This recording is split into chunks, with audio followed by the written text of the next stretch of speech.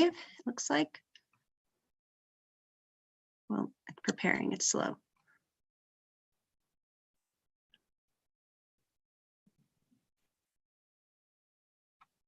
I guess my screen says we're live now, so I'm going to go ahead and initiate. So welcome back, members, to the second half of our day of Management Audit Committee.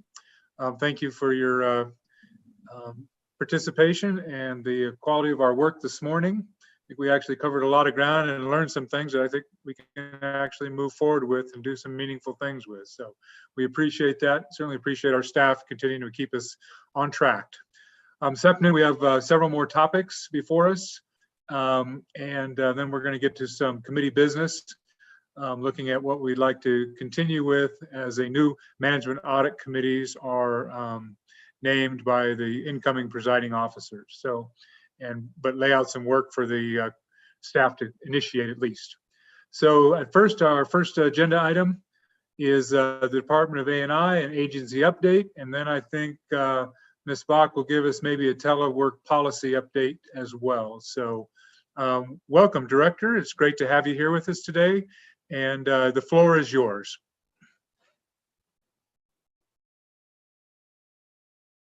I think we need you to unmute. I'm sorry, Director. Sorry about that. You would think I would have that down by now. No worries. Thank you very much, Chairman Barlow, President Perkins, and the rest of the committee. My name is Patricia Bach. I'm the A&I Director, and I'm here for a couple topics. The first one being where we are with the telework permanent telework policy that we discussed last time. And I was hopeful that Erin Williams would be on. I think she might be in the waiting room. But I will give you a little bit of an update that the committee is finished with its work. That policy is with the governor's office. We just received back some information from them, a couple questions that they have. The AG's office has reviewed it. So we are in the last stages of that policy. And so I'm not sure if there were specific questions that you had on the telework policy or just generally where we are right now. So Director Bach, I guess, what type of implementation timeline do you anticipate? I understand you're waiting on the governor's office and other agencies, including the AG, but what kind of a timeline would be anticipated for implementation of the? Thank you, Chairman Barlow. I would say that our timeline is in the next month or two to implement that. If I had my way, it would be implemented tomorrow. The reason that I say that is because my leasing reduction relies on some agencies being able to permanently telework. And as you recall, our normal telework policy, not the emergency telework policy that we're under right now, but our original telework policy only allowed for 3 days. That was the maximum that somebody could telework. So you still had to have an office. You still had to have somebody be able to come into the office for those 2 days. That was a very old policy. Looking at the issue with COVID-19 and having everybody telework, it has been evaluated that it's working well. We had some discussions about we're going to extend the emergency telework policy until this pandemic is over. But in the meantime, for the permanent telework, we want to be able to have that instituted so that agencies feel confident that if they continue teleworking and they give up a lease, for example, they're not going to have an issue coming back once the pandemic's over to say, hey, everybody back to work. And then they have nowhere to go. So the quicker, the better. So we're looking at, and I'm pushing, and unfortunately, I think Erin might be having some trouble getting online, that would be accomplished this early to 2021. Thank you very much. Members, any questions for the director on this ongoing effort to develop I guess what I'd call a permanent telework policy. Any questions from the committee? I guess I don't see any hands raising, so I'm going to ask a query. The consequences of this permanent policy with relation to the leasing that you referred to in your comments, what kind of a savings or what kind of potential savings would be associated with that? Because you're saying you're relying on it for your budget, or there's a connection to leasing budget. So what kind of a nexus is there dollar wise? And then of course I think we all should be understanding, is there a cost to some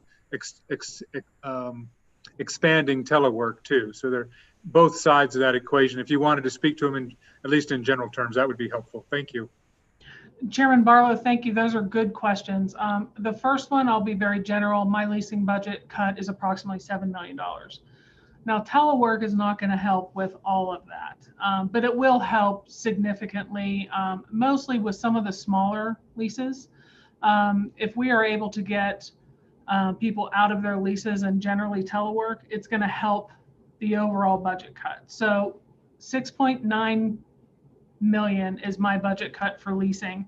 It is a high bar. We are going to make some tough choices to get that much of a cut out of a leasing. It is doable, and we are doing it. It's already out of our budget, so it is on the way. We are about $2.6 million in, so we are on track. Telework, I would say, if I had to pick a number, would probably be 25% of that cut, if I had to put a number on it. A good example would be if we had a lease for, an agency that is saying, hey, we are teleworking, we're teleworking well, it lends itself to our business model. And if they have a significant lease, being able to put them into a state-owned building, but maybe only 25% of their folks into that state-owned building that cannot telework, that's what we're looking at, and that's the savings. Your second question, and I can't remember what the second question was, if you could remind me what that was. Well, just when we're offsetting lease costs, what percentage is getting eaten up by potentially the agencies having to invest more in technology or whatever? And that's maybe an agency related thing, but do you have any thought on that? Thank you, Chairman. I do. We have had that discussion. One of the things that we are pushing is that it's a neutral. We don't want telework to cost more. In fact, we'd like it to cost less. It will cost less with leasing, but in general, for your normal day-to-day work, your computer, your internet, all of and the telephone is the hardest one so far. For example, when I use a state phone, a state cell phone, and it forwards no matter what when it comes to my work phone, so that no matter where I am, I can see that I'm getting a call, whether it comes to my work phone or not. What we can do for a lot of these positions is virtualize that desk phone. In my office, my deputy has a virtualized desk phone. We no longer have to pay for his desk phone. It automatically goes, the 777 number goes to his cell phone. They call it virtualizing. So you don't have to pay the charge monthly for that phone. We're hopeful that in general, that is what happens with people who are teleworking. So it actually costs less. If it costs less, that's great. We would like it to be a neutral. We don't want it to cost more. We are telling agencies you cannot telework employees in a way that is going to cost more in your budget. So that's where we are right now. And that's part of the telework policy that we're discussing. And we don't want to hamstring anybody for telework. And we certainly don't want it to cost more. It should not cost more. Thank you. Any questions for the director? Yes, Chairman Perkins. Thank you, Director Rock. Good to see you. Quick question. I mean, we're just kind of on the leading edge of this and learned a lot during the last 9 months or so about teleworking and how that works. And I was just wondering, are you guys in the process of formalizing or developing some plans moving forward to continue this analysis? Because I mean, we're going to have leases come up for renewal and these things. This is kind of a developing area, and I'm just wondering what kind of plans or what y'all are doing moving forward to continue to look at this issue. Thank you, Director. All right, please, Director. Thank you, Chairman Barlow, Chairman Perkins. That is also a good question, and we are continuing the committee to going forward. So we will be able to evaluate whether this is working the way we think it's supposed to be working. And I'll tell you kind of an example of some of the concerns we have. Telework seems to be going well. Every call I'm on with my counterparts in all the other states are doing essentially the same thing. We're a little bit ahead because we had a telework policy in place prior. A lot of states did not. What they're looking at, and our counterparts, I would say at least half of the states are looking at leasing and telework together. So I found that, okay, at least we're on the right track. Everybody seems to be looking at the right thing, at the same thing. The concerns that we've all voiced in these meetings with my counterparts is 10 years down the line, when we have a new legislature, a new governor, what happens if somebody comes in and says, I don't like telework and it's not working well, everybody back to work. Now we've reduced leasing. So everybody back to work is a little harder at that point. So we're all kind of brainstorming on how to do that with our counterparts in the other states. So they also are looking, they're having the same concerns we have with metrics. How are the employees doing teleworking? Yeah, everybody might think it's good. But we need to have those metrics. We need to be able to work with folks that are not teleworking well and be able to bring them back to the office. So going forward, we need to be able to evaluate what's working, what's not, the change. I don't think a lot of us thought we would be here right now with a significant amount of our employees teleworking, sitting in a committee meeting that's all on Zoom. Things can change very quickly. So we are going to have that committee and try to make sure that we stay on top of the metrics on what's going on with telework. Very good. Thank you. Any other questions for the director on the telework policy update?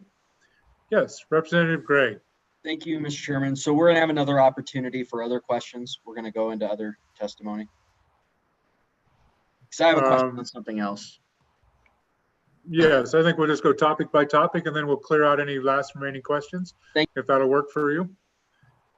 So if there's no other questions on the telework policy, I think next we have a state procurement and leasing program update. And Representative Gray, was it related to anything that's on the agenda, or was your question separate from that? Just to clarify for that. Yeah, it's a continuation of stuff we talked about in the last meeting. It did not make a category in the agenda, but it's in the purview of A&I oversight. It's about the consolidation of what do you call that? The consolidation of I'm blanking. Sorry. I'll take a few minutes. Yeah, no worries. So we'll do it as soon as we finish this next section, if you want to have that query on your mind and ready to go. So I think Okay. with no questions for Director Bach on the telework, we're now going to move to Ms. Smith and have a follow-up on our the state procurement leasing program evaluation. And then, of course, that was provided to the committee. So hopefully this will be a high-level overview. And then the director is here, and so is the I don't know if the building commission is here yet or not, but I don't see a name I recognize. So go ahead, Carla, please proceed. Thank you, Mr. Chairman, members of the committee. Director Bach's information on teleworking was a good segue into our state procurement and leasing follow-up. Our authorizing statutes have a provision that allows and actually encourages the committee to conduct what they call a post audit, and we call a 2-year follow-up. It's generally 2 years, but the follow-up can be sooner or more frequent depending upon the issues raised in the report.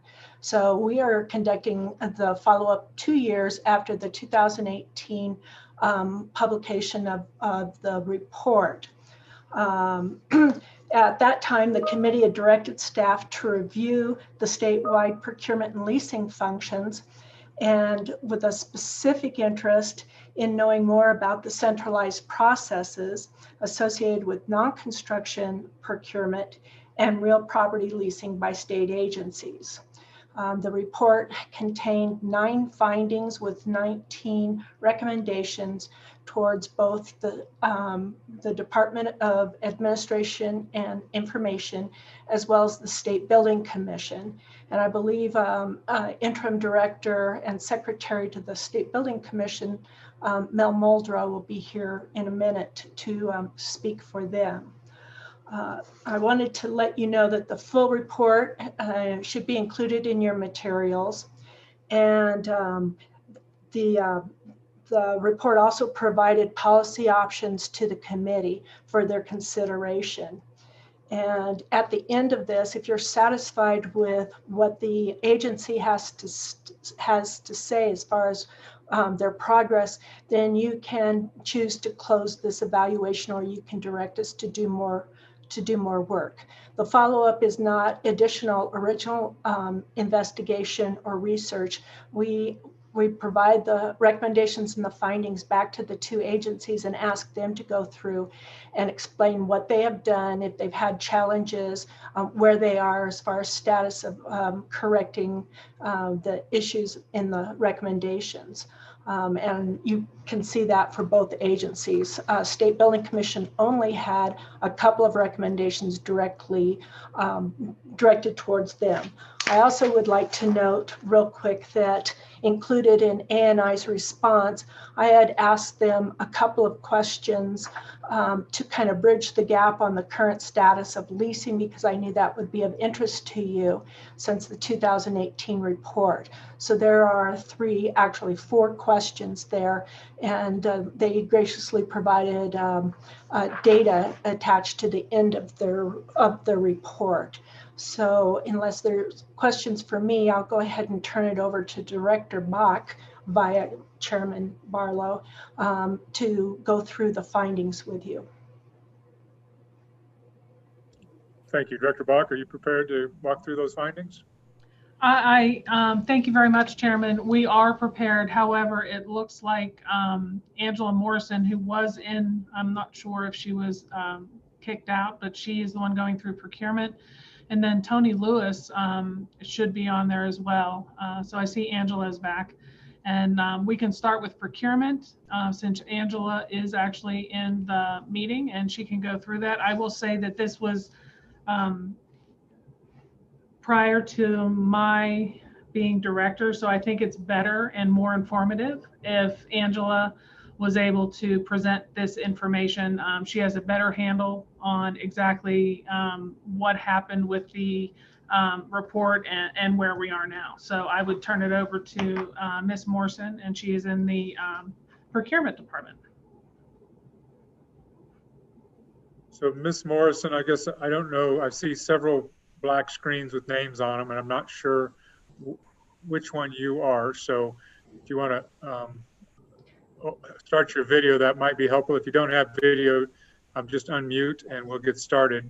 And I guess for Ms. Smith, if there is a reference within our packet to what they are speaking to, and if they don't know it, then we'd appreciate if you would let us know. And if the presenter knows where it is in our packet so our members can actually follow along with the materials, that would be helpful, because we have not only the entire 2018 report, but then we have other materials too. So that would be helpful. So again, Angela, and I forgot your last name. Are you with us? All right, Director. Chairman Barlow, it looks like Angela is muted, and I'm not sure why her camera isn't working. So I can go through this, and hopefully she can get that going. I will start with leasing at that point because I do know a little bit more about the leasing. So what page are you referring to in the documents?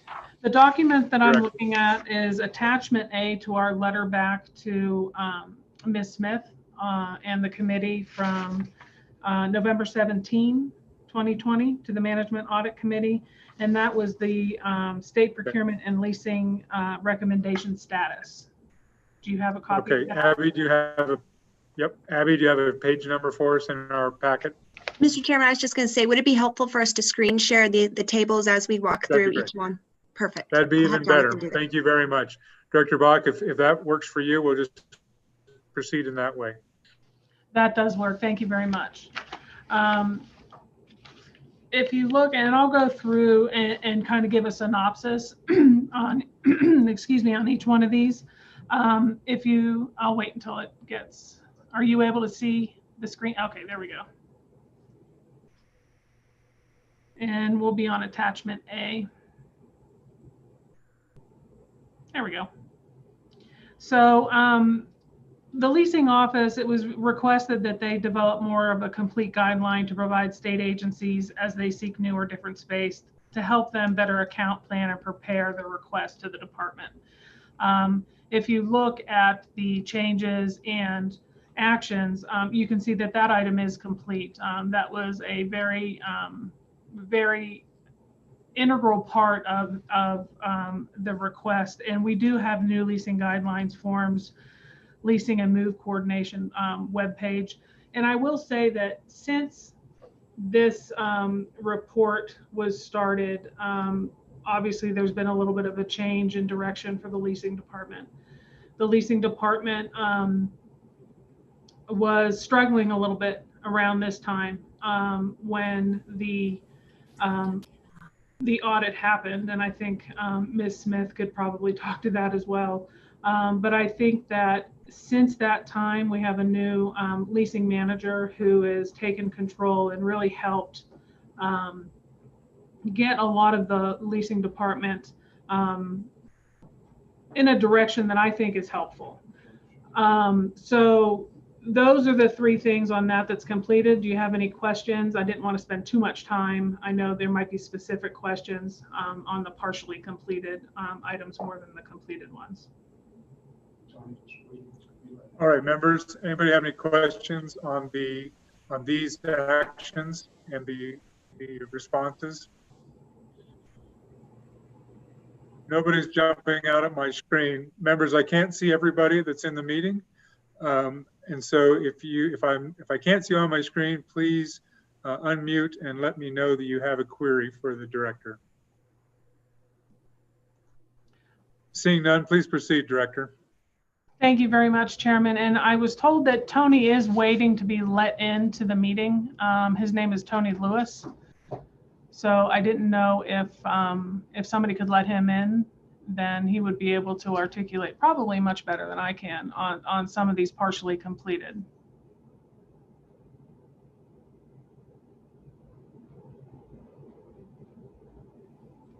Mr. Chairman, I believe he is in now. I think it's showing up as Cindy Lewis. Okay, thank you. So if we're completed with this one, let's go on to the next one. And if Mr. Lewis, you need to defer to him, please do so. Thank you. Thank you just very let the much. staff know what page you need to be on. Thank you very much, Chairman. And I will turn it over to Tony, who needs to put his camera on and take his microphone off mute. I'd appreciate it. Thank you very much. And that's Tony Lewis. He's the head of the leasing division. Tony, I went through the first one. And we're on page 1 of attachment A. So 1.2 is where I am. Well, we'll give Mr. Lewis just a moment to get unmuted and get things set, kind of caught him off guard maybe. I went through the first one. And we're on page 1 of attachment A. So 1.2 is where I am. Okay, can you hear me? Tony, I'm sorry, Chairman, if you could turn Go off ahead. your YouTube. Just a moment to get unmuted and get things set, kind of cut him off guard maybe. Mr. Lewis, so would you please turn off your YouTube? Page 1 of attachment A, so 1.2 is where I am. Okay, can you hear me? Tony, I'm sorry, Chairman, if you could turn off your YouTube. Just a moment to get unmuted and get things set, kind of cut him off guard maybe. Mr. Lewis, so would you please turn off your YouTube? My YouTube? So 1.2 is where I am. Okay, can you hear me? Hold on. Tony, I'm sorry, Chairman, if you could turn off your YouTube.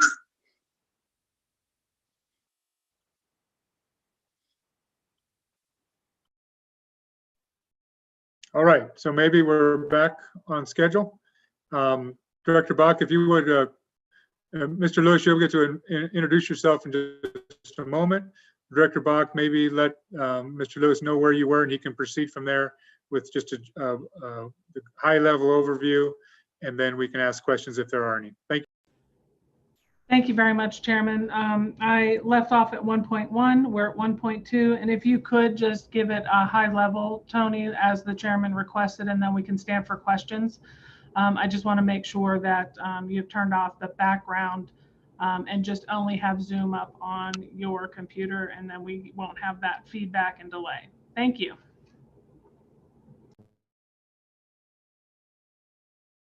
And turn off your mute.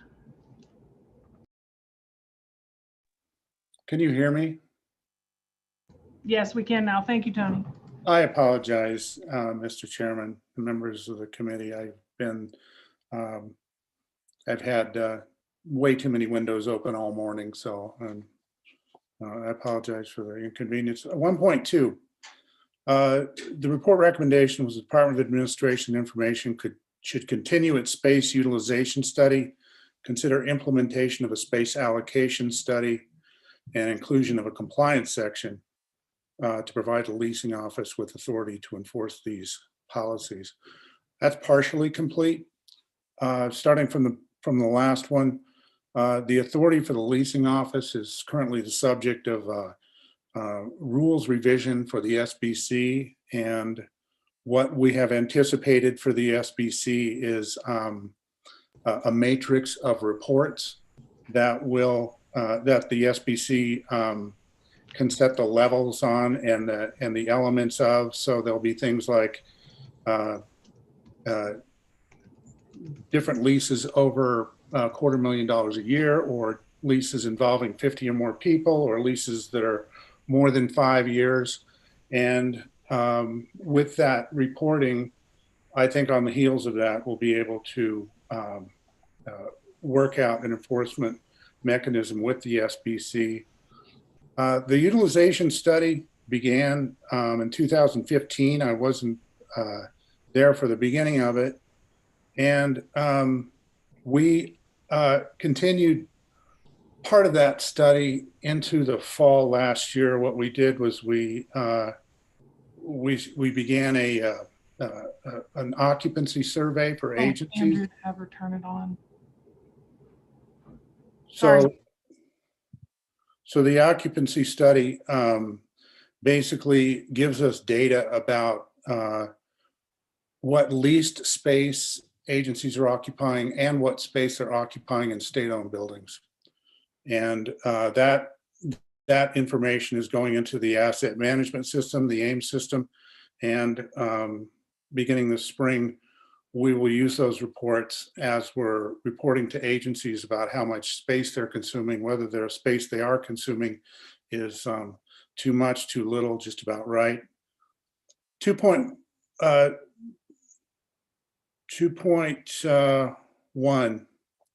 the State Building Commission and its secretary and the Department of Administration and Information should review and identify updates to existing statutes, rules, and policies to reflect the current structure and processes of the statewide leasing function.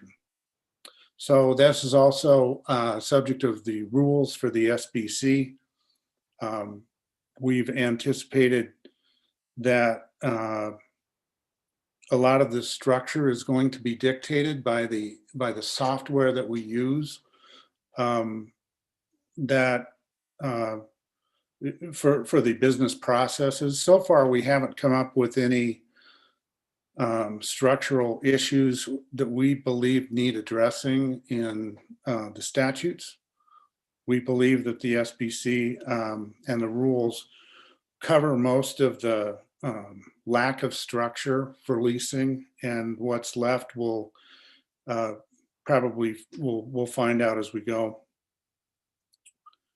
Mr. Lewis? Yes. Mr. Lewis, if I could, on the rules, you mentioned the rules, SBC and rules, State Building Commission and rules.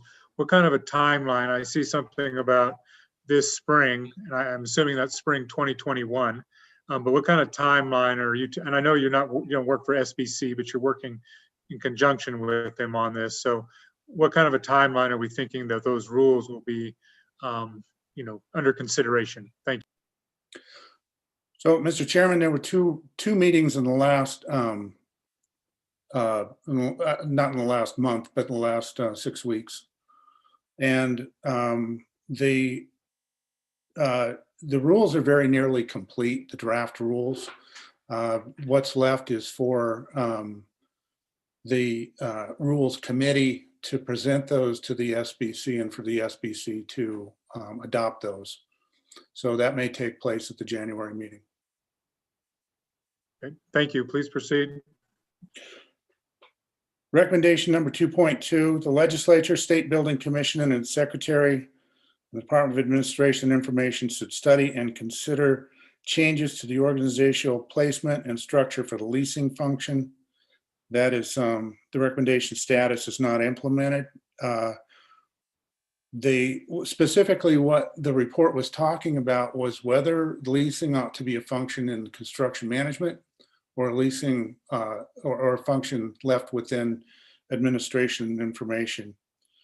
The way it works currently is that we work very closely with construction management on the asset management part of this, which includes once we have a lease, loading the lease up into the system and getting the invoices created and over to our accounting department so that lessors and building owners can get paid on time. We also are working with construction management and the budget division on coming up with a cost analysis methodology for projects that involve construction, significant renovation. There haven't been any of those in the last 6 months, but I'm sure that after the Joint Appropriations Committee and work is done for the budget division, that we'll pick that back up. But to date, we do have a tool that's consistent with what this report has recommended that we have, that will give us a way to evaluate those opportunities when they do come up. And that is the last recommendation regarding leasing. Mr. Chairman. Thank you very much. Members of the committee, any questions for Mr. Lewis? And when things are scrolling on the scene, I can't see everybody, as I mentioned earlier. So if you have a question for Mr. Lewis or Director Bach, please let us know. I believe all the rest of the recommendations were completed. And so if you have a question about any of the recommendations, whether completed or partially complete, let us know.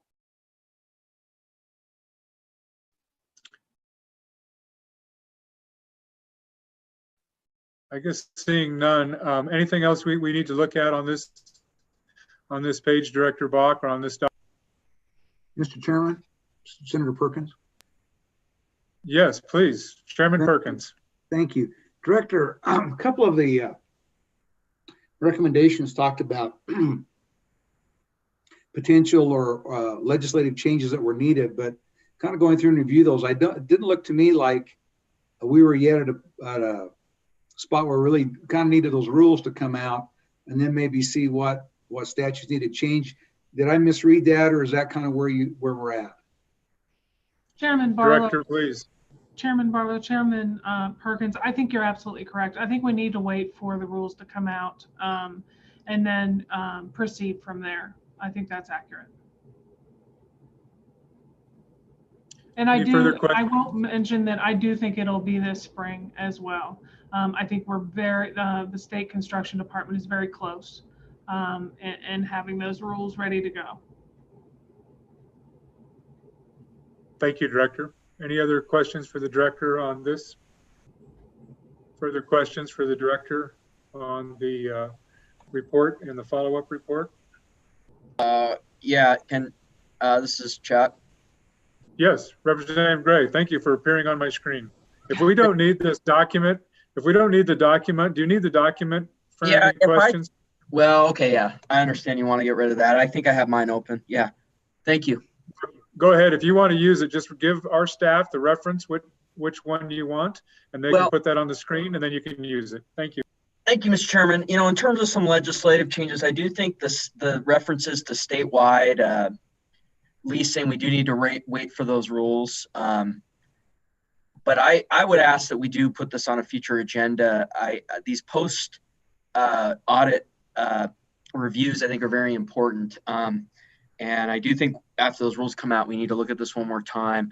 But the other one that seemed like maybe we could act on was this ABA, this American Bar Association form on leasing. And I wanted to ask about that. I mean, it was kind of high level, the discussion on it, but this, I believe it is recommendation 3.5.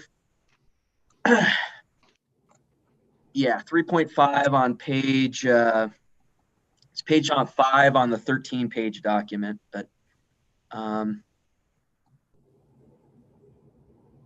Yep, it's on the screen now, I believe, 3.5 in the middle of the screen.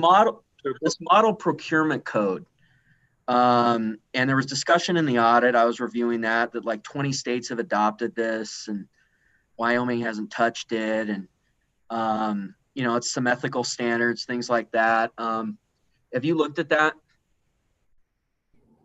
Director, please. Chairman Barlow and Representative Gray, and I want to make clear that Angela is here to talk about procurement from 3.1 on. So she will be able to get into that in more detail. I'm not sure we need the actual document up, so it's easier for the management audit committee to actually see everybody. But Angela will, and she's up next after the leasing. So the procurement starts at 3.1. So we'll be going through that quickly so that you have a better understanding of that ABA document. And Angela is here right now, and she's ready to discuss that from 3.1 on if there's no more questions on leasing. So if that would work, does that work for you, Mr. Yeah, Green? sorry, Mr. Chairman. I didn't know we had a cutoff at 3.1. I thought this was our last shot to ask anything on there. Yeah, I'll wait. Thank you. Nope, thank you for getting your toe in the door. So Angela, would you please introduce yourself? And then what we've been doing, we've asked the director and the staff to do is just hit the highlights on those that are partially or not implemented.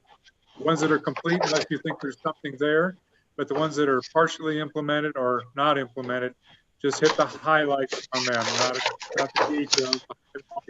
And then we'll take questions. So please proceed, Angela.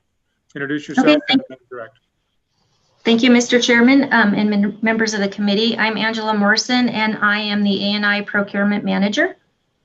The first one that's partially implemented is 3.2, and that speaks to mandating certain statewide contracts. The procurement office certainly recommends mandating or using certain contracts. The only one that we actually mandate is our recently awarded 60-month copier contract. That was awarded to Kyocera and Canon, and that is for use by the executive branch agencies if they use more than 250 copies per minute. The next one is 3.3, and it addresses the Management Audit Committee maybe considering a separate evaluation focusing on agency practices relating to contract negotiations, administration, and monitoring. And to date, we haven't been informed by the committee that they've recommended a separate evaluation take place. 3.4 is also partially complete, and that addresses management of non-compliant vendors. We are currently working with the Attorney General's office on updating our rules, and there is language included in the draft copy right now that addresses non-compliant vendors. We've also created a spreadsheet. So if we do come across a non-compliant vendor, we do put that on the spreadsheet. To date, it's been 21 months since we've started that spreadsheet, and we only have 4 vendor violations. 3.5 is also partially complete, which is the American Bar Association Model Procurement Code. And we have reviewed that code. One item that we noticed that stood out is the Code of Ethics, which our office does not have. We reached out to the Wyoming Department of Transportation, and they do have a Code of Ethics. We reviewed it and thought it may be something that, with your approval, we do utilize as a template to create our own. 4.1 is, let's see, review enforcement authority, reviewing the statutes and the rules to see if there is actual enforcement authority for A&I procurement. We did review the statute and we did not find any enforcement. It does, let's see, language in our current rules, not the statute, but our current rules does address enforcement, which indicates agency heads are responsible for the application of rules and ensure all agency employees comply with the provisions of the rules. And again, we are also working with the Attorney General's office on creating new rules that will address language regarding enforcement. 4.3 is partially implemented, and that's non-compliant agency personnel. We have been working with the auditor's office, educating employees during classes that they've been providing on Wolf's procurement processes. We've been including our policies and procedures in those classes. We have impromptu trainings, whether it be in person, virtual, or over the phone. In conjunction with the vendor violations spreadsheet, we also have a tab to track agency violators. And to date, we have about, which is within that 21-month period, we have about a dozen different violations. And we're monitoring those. If we determine a pattern, we will reach out to the A&I multimedia specialist to create a video and anything that goes along with that that may help educate people and steer them onto the right track. 5.1 is to study e-procurement options. We have been doing that since the recommendations were presented to us.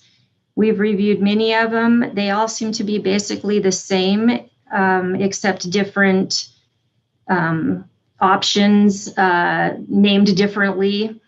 The vendors have been reluctant to discuss price, but any that have done so have indicated that depending on which options we choose, it could be in the hundreds of thousands of dollars. And then 5.2, 5.3, and 5.4 all address data centralization and accuracy. And again, we've been collaborating with the auditor's office regarding reporting capabilities. There are 3 different sources that we can obtain reporting from. One of those being Wolf's, which we can gather PO encumbrance by agency. The next one is our online bidding site, Public Purchase. We can gather different information A couple of those would be the number of bids issued, the number of vendors registered, and the number of Wyoming vendors registered. And then our bid exception approval, which is was formerly known as the bid waiver. We can download a spreadsheet for each fiscal year that contains all the bid waivers that were entered. And other than the final two, which are complete, that'll do it. Thank you very much, Angela. Any questions for Angela on the procurement or previous questions on the leasing sections? Members, any questions? Representative Gray. Thank you, Mr. Chairman. So on the bid waivers, are there any bid waivers that are not placed on this new system? Is anything that gets not caught in the new system? Ms. Angela, go ahead. Mr. Chairman, members of the committee, we do have a separate spreadsheet. Statute identifies that anything that's non-competitive is to be approved by the governor or the governor's designee. If an agency has indicated that a competitive process has been followed, meaning they've gotten quotes because they didn't realize it may exceed 15,000, we do put those on a separate sheet, and our A&I procurement staff is able to approve those without governor intervention. Thank you. Any further questions? Further questions? Yes, Chairman Perkins.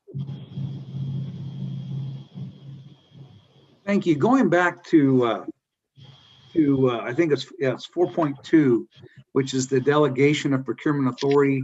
The recommendation was that we did the statutory delegation of procurement authority to other agencies. It's currently with A&I, and I was just wondering if you could elaborate on that a little bit more, and about would that, how you see that working, whether that's some kind of blanket, whether that's a blanket with a limit, whether we create an exception, whether there's certain exceptions that are created to the procurement authority of A&I, or if you could have, I'm just wondering if there's, if you could elaborate on that a little bit more.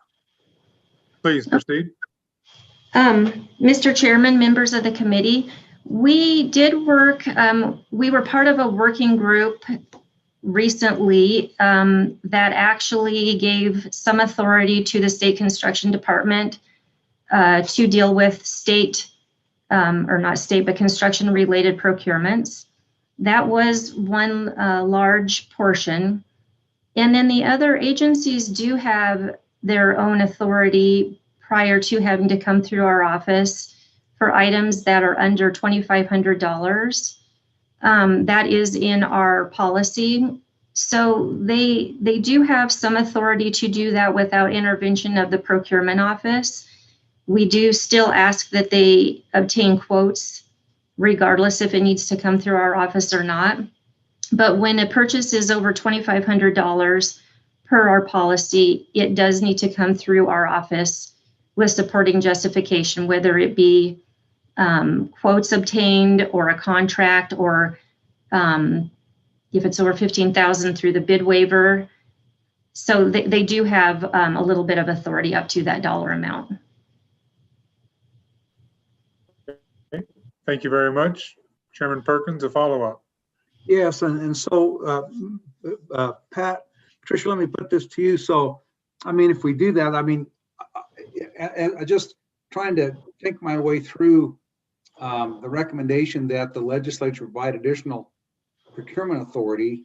There's already some out there. I can see why some of that would be good. I can see some reasons why it'd be bad. For example, the exception report, the bid exceptions and things like that. How do we keep track of all that when we start to delegate that power among other agencies? I'm just wondering if you thought through that some, or if that's just something we need to explore further. Thank you. Please, Director. Director, if you would take yourself off mute, that would be great. Thank you. Thank you, Chairman Barlow, President Perkins. I do think there's a little bit of a difference, a confusion. The bid waivers or bid exceptions are within A&I or with the governor designee, which is me. And then that would not be something we would want to allow each agency to do.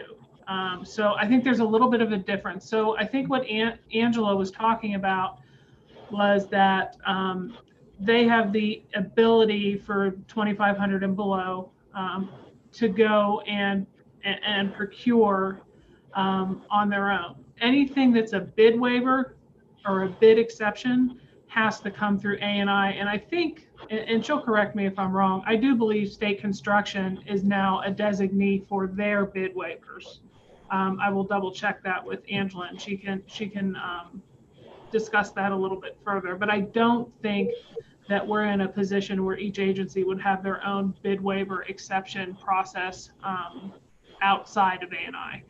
They will have the procurement ability at a certain threshold before they have to go through the procurement process. So Angela, did I get any of that wrong? No, you were spot on. Thank you. Yes, Chairman Perkins. So then is the suggestion then that we basically codify the current procedures that are in place? Is that what 4.2 is talking about, is codifying the current procedures so there's statutory authority for the procedures and rules that have been put in place? Mr. Chairman, I think the way I read it is we've already done it for the state construction department, but maybe I'm misreading something. Director Bach, do you have a thought? Chairman Barlow, President Perkins, I'm going to allow Angela to explain this. I think she can clear this up. Miss Angela, I don't know your last name. I'm sorry, Angela. Angela, please proceed. Okay, thank you, Mr. Chairman and members of the committee.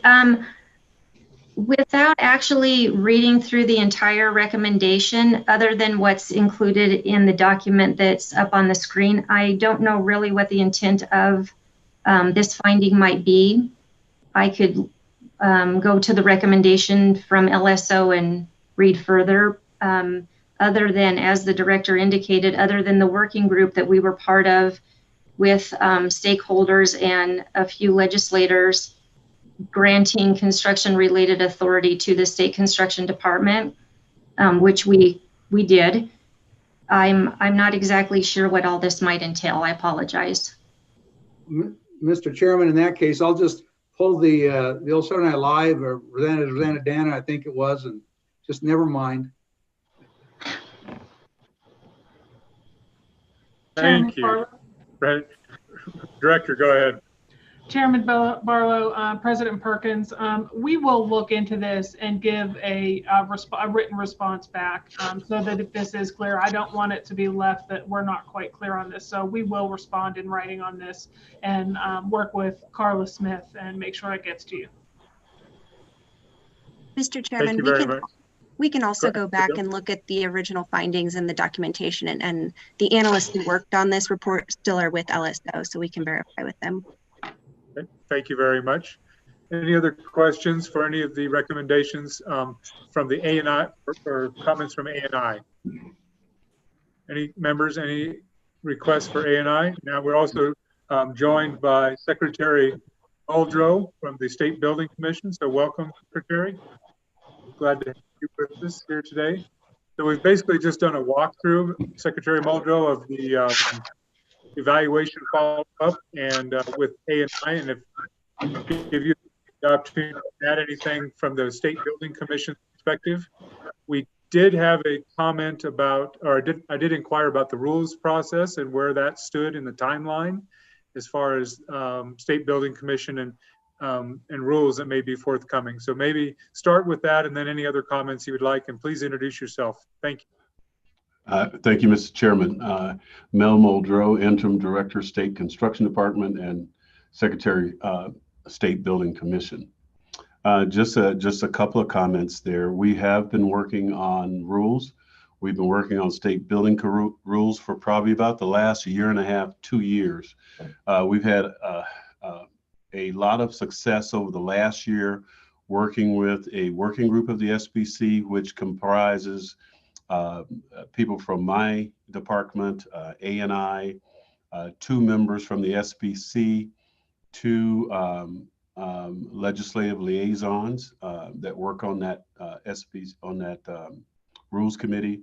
And we've had a lot of success for that. We're at a point now where we have the rules ready to present to the SBC probably in the January meeting. I think in that meeting, we'll do a review and discussion. Probably won't make a decision to push them forward to the Secretary of State's office at that point, but we'll get feedback from the committee and any public comments related to that prior to us moving forward with the SBC rules. Now, with that said, we also have worked on the procurement rules. I heard some conversation about that when I came on, and I apologize for being late coming into the meeting. I literally found myself working on JAC responses that I sort of lost track of time, and I apologize for that. But as it pertains to procurement, I think Angela made a great comment that when we started working on that about 1.5 years, 2 years ago, we had some legislative involvement, stakeholders from around the state, from state agencies, from agencies like DEQ, Department of Transportation, even agencies that we don't particularly work with in the world of procurement, but they had great insights as to how procurement works for them in the construction world.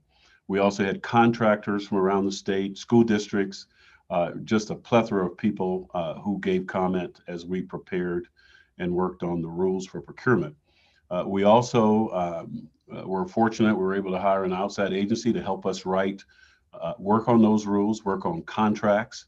One of the big subject matters that was discussed at legislative sessions in the past was that a lot of state contractors concerned about the fact that our contracts didn't look the same. The contracts with the school districts weren't the same as what we use for state construction and for other agencies out there. So we spent a lot of time working through the process of getting the best contracts, where we only had 3 or 4 different contracts that would be out there for contractors to use. And I think the contractors will be really excited about that once we get it out. So we are in the process of pushing out. We've already pushed out the emergency rule for procurement, which had to be out on October 1st. So we did meet that deadline. So now those rules are being reviewed at the Secretary of State's level and should be at the legislative level at this point. And we're waiting to hear back to hit our January timeline for those rules to hopefully, it'll be somewhere in the first quarter, go live as rules that are completed rules. So we put a lot of work in that this year, working on that. Before I get into the report recommendations that we made from the SBC and my review of it, any questions related to procurement or anything there? I did hear a comment about the not the exceptions, but doing bid waivers. And so to that point, we have set up our bid waiver system within state construction procurement now. It is on our website. You can go in and look at what we have did bid waivers on. As a general statement, our bid waivers really fall under just 1 or 2, 3 categories. If it's an emergency and has to be done right now, we may do a bid waiver. Outside of that, most of it is based on somebody having sole source for a product, i.e., here's a great example. If there is if we have to do a permit, it has to go to the city, we have to pay it. That's a sole source. It's the only person that is a permit. And so we still have to do a bid waiver for it because we are paying for services. Things like Black Hills Energy, connections to the city, BOPU connections, those kind of things, elevator contracts. So if Coney is the company that put it in, we may have to do a Coney project, especially if it's a construction project, and use them as the sole source for it. Honeywell is another great example. Security systems for the state, they're our prime for those contracts that we may have to put out for services or for repair work. Those are the types of things that might fall on a bid waiver. And I will tell you, since since we've taken over in October on construction, we really have not done a lot of bid waivers for things outside of what I've just mentioned. So I think we have a pretty good handle on that process. And again, A&I procurement really has been a godsend to us standing up this project. We wouldn't have been able to do it without their support and help. So. Thank you, Director and Secretary. So I guess I want to clarify. There's actually two rules. One is going to be considered by the State Building Commission fairly soon, and that's a regular rules process. And then there's an emergency rules process on the other side. Is there a commensurate regular rules process that is going to follow that emergency rule? Thank you. Regarding the procurement, Mr. Chairman? Affirmative. Yes, sir. Yes, sir. That will fall into the regular rule process as soon as we get through just getting the emergency rules out. We had to get that out first, but the follow-up will be to do the emergencies. We're just got to clean up a few documents within that package yet. Thank you. And Mr. Chairman, any questions on what we've covered? Go ahead, please. I was going to say, Mr. Chairman, and on the SBC rules, those have been, like I said, we've been working on those for quite a while, and I think those rules are the entire rules cover everything from state building use on the A&I side, the lease program, and all that. All of those things are built into that program, so it surely will assist those new rules, because those rules, if you remember, they go back to and help me. I think the last time they were reviewed or renewed was back in, I think, 2010 or 12, something like that. So it's been quite a while. Thank you very much. If you'll just proceed through anything that you'd like to highlight out of the recommendations and the follow-ups. And we're generally just focusing on those things that are partially or incomplete with any thoughts you might have on them. So please proceed, Mr. Muldrow. Yes, sir. We had two items on the State Building Commission side under 2.1. And that was review and identify updates to existing statute rules. I think I've sort of explained that. I think we've done a great job with that. We changed, as I've said, A&I changed their model on leasing. In my update, I said, they updated their computer systems, added cobblestone to it. We use DocuSign for almost everything now, so that really makes our lives a lot easier as we work through these things. And the SBC has really been involved. A&I presents at the SBC every quarter, and in every quarter they show their lease reports. We talk about them. They talk about the progress they've had with it. They talk about where they're at in their program and anything new and innovative they're doing with their processes. I did mention that they're starting to use our AIM program for leasing. And that's been a great addition to a system that was antiquated and old that A&I had for a long time. And that AIM system has really allowed them to step out and improve their lease program. On the second one, 2.2, that talks about a study and consider changes to the organizational placement and structure for the leasing function. I can tell you, as we've had meetings with the SBC members, we've talked about that, and I think probably in the audit report, it talked about look at the organization, is it in the right place? And I will tell you, I think if you pull the SBC members, I think they'd all say we all believe it's in the right place. I think because they've been able to go out and hire a lease manager, somebody who has the skills and knowledge to be able to run the program. With the improvement of the AIM program, again, I think that's really provided great support for them from a software standpoint. And I think the processes are so much better over the last couple of years. So I think, speaking for myself and I think for the members, I think that the program's in the right place. We surely haven't had any conversations about moving it outside of A&I. So. Very good. I appreciate that. Any questions for the Secretary? Any questions for the Secretary on any of the things that's underway with this Building Commission? All right. Seeing none, thank you very much. Thank you very much. I think, Director Bach, I think that maybe if we're done with this topic,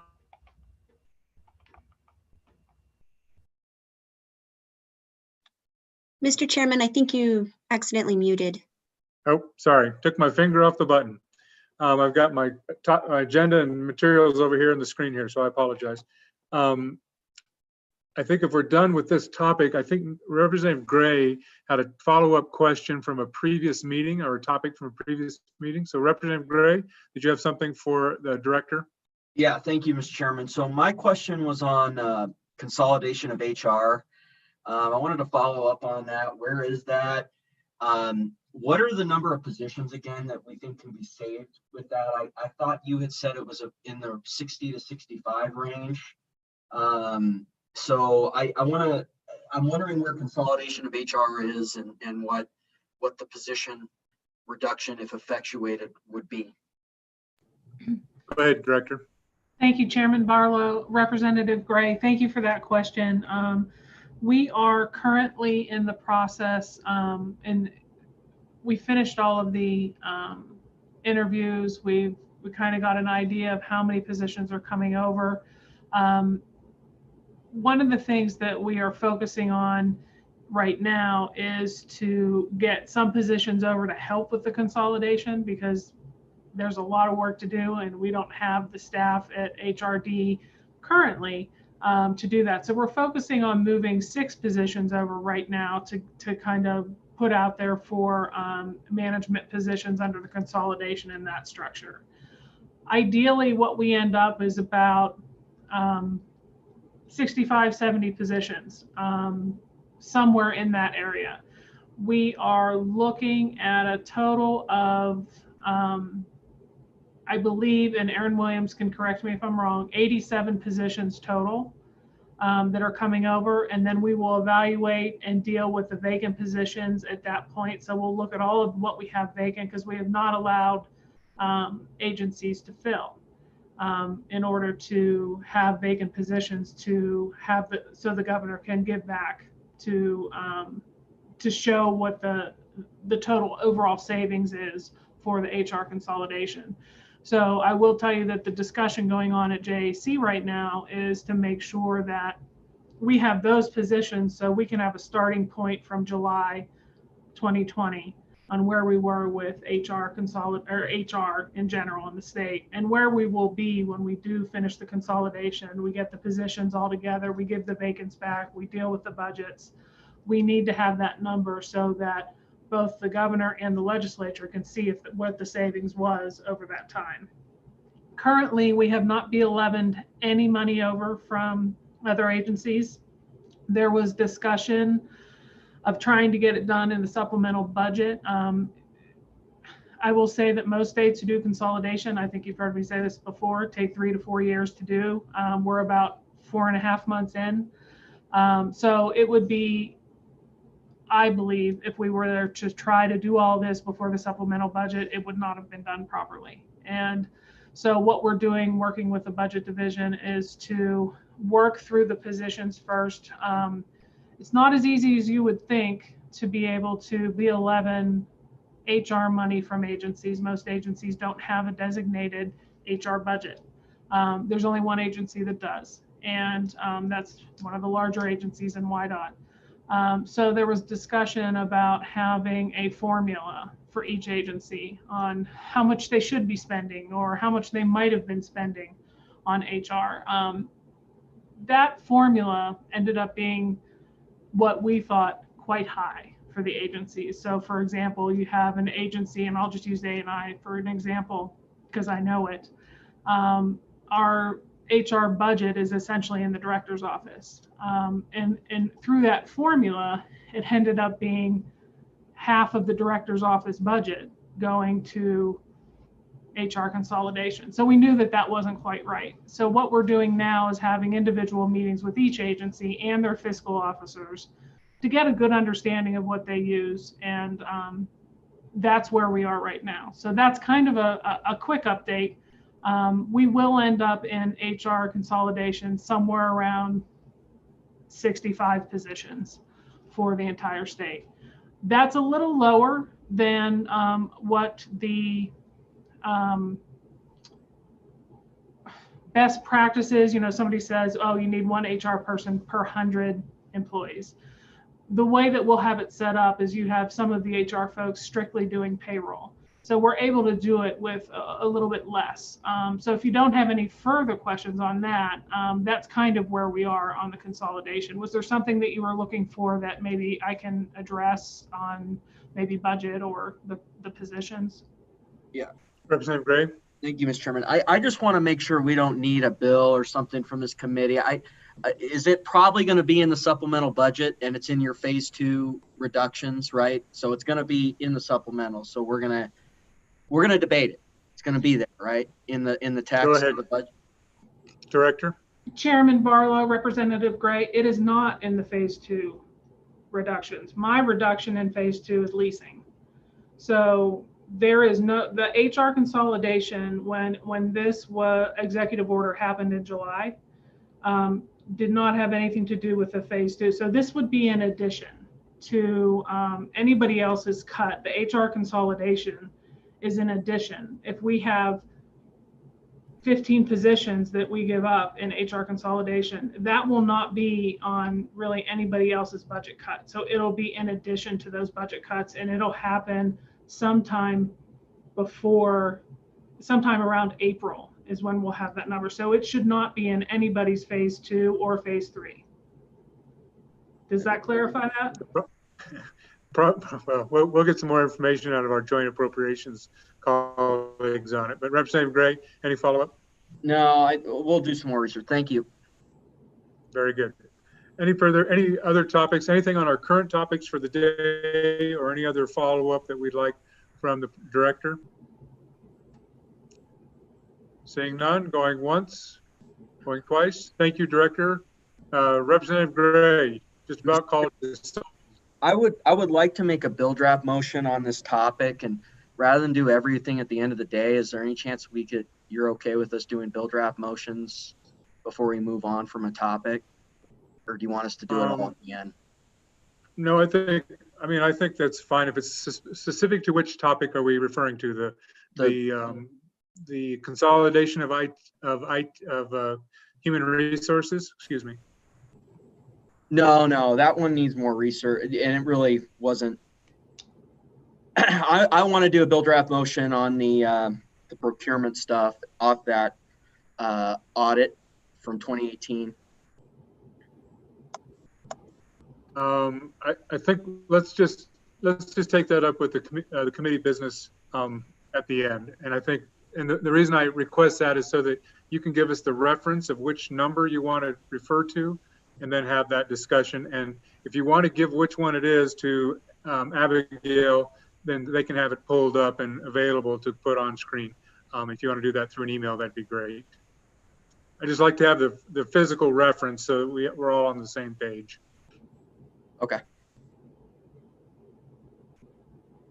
Mr. Chairman, we do have someone in the meeting, Please. and we're not sure who it's Amorso. I'm not sure how to pronounce that. Staff's not sure who it is, if it's someone with A&I or a public comment.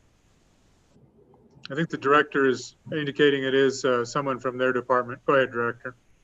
Chairman Barlow, sorry about that. That is Angela Morrison, and she already testified. So we will all get off, and thank you very much for your time, and have a great afternoon.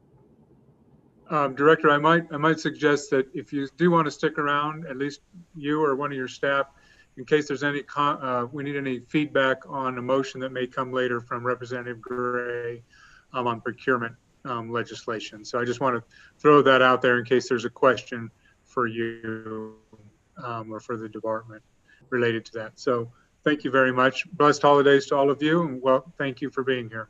Thank you. I think the next thing on our agenda, looking at the time and looking at what we are, I think we'll go ahead and take our break now, as not to break up the, we have 3 actual presenters. Oh, actually, Abigail, was there anybody in the waiting room or public comment on that last one? No, Mr. Chairman, there was not. Okay. So we'll take a half-hour break. So we'll reconvene at 2:45, 15-minute break at 2:30, excuse me, at 2:30 to take up the IRP, Pacific Corp IRP, And just on that note, members, you were provided an email from LSO about a discrepancy within the report that was pointed out to our staff. And so keep that in mind as we take up that topic at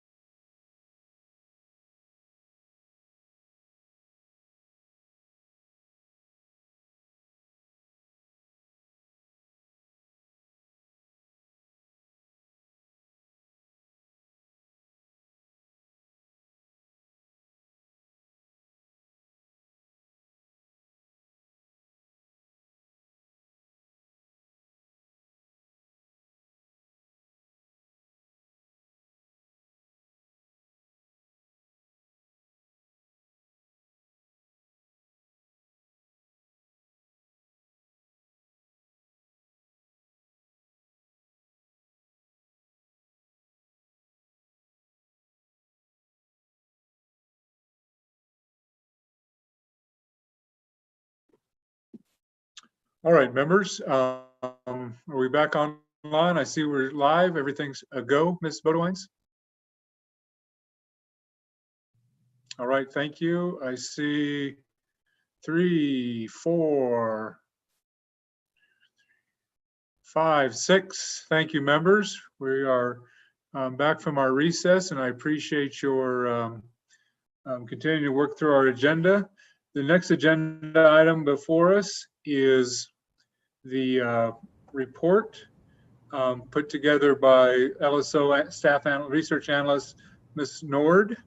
And so, Ms. Nord, what we'd like is, and by the way, thank you, very well done. I will note that, as I mentioned before we went on break, there was I guess a correction or a correction that provided by in this report, and Ms. Nord can point out that where that goes in the report is provided to us through Abigail. So, Ms. Nord, if you give us just kind of the highest level flyover of this report, and then we have at least I see Mr. Petrie here and I see Mr. Freeman here. And then I think we'll probably have somebody from representing Pacific Corp as well. So Ms. Nord, thank you for being here. Please introduce yourself and proceed. Thank you very much, Mr. Chairman, members of the committee, Clarissa Nord, Legislative Service Office.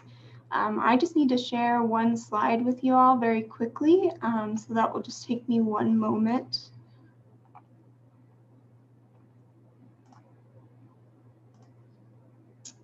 All right, can you all see that on your screen now? Yes, we can. Please proceed. Okay. Excellent.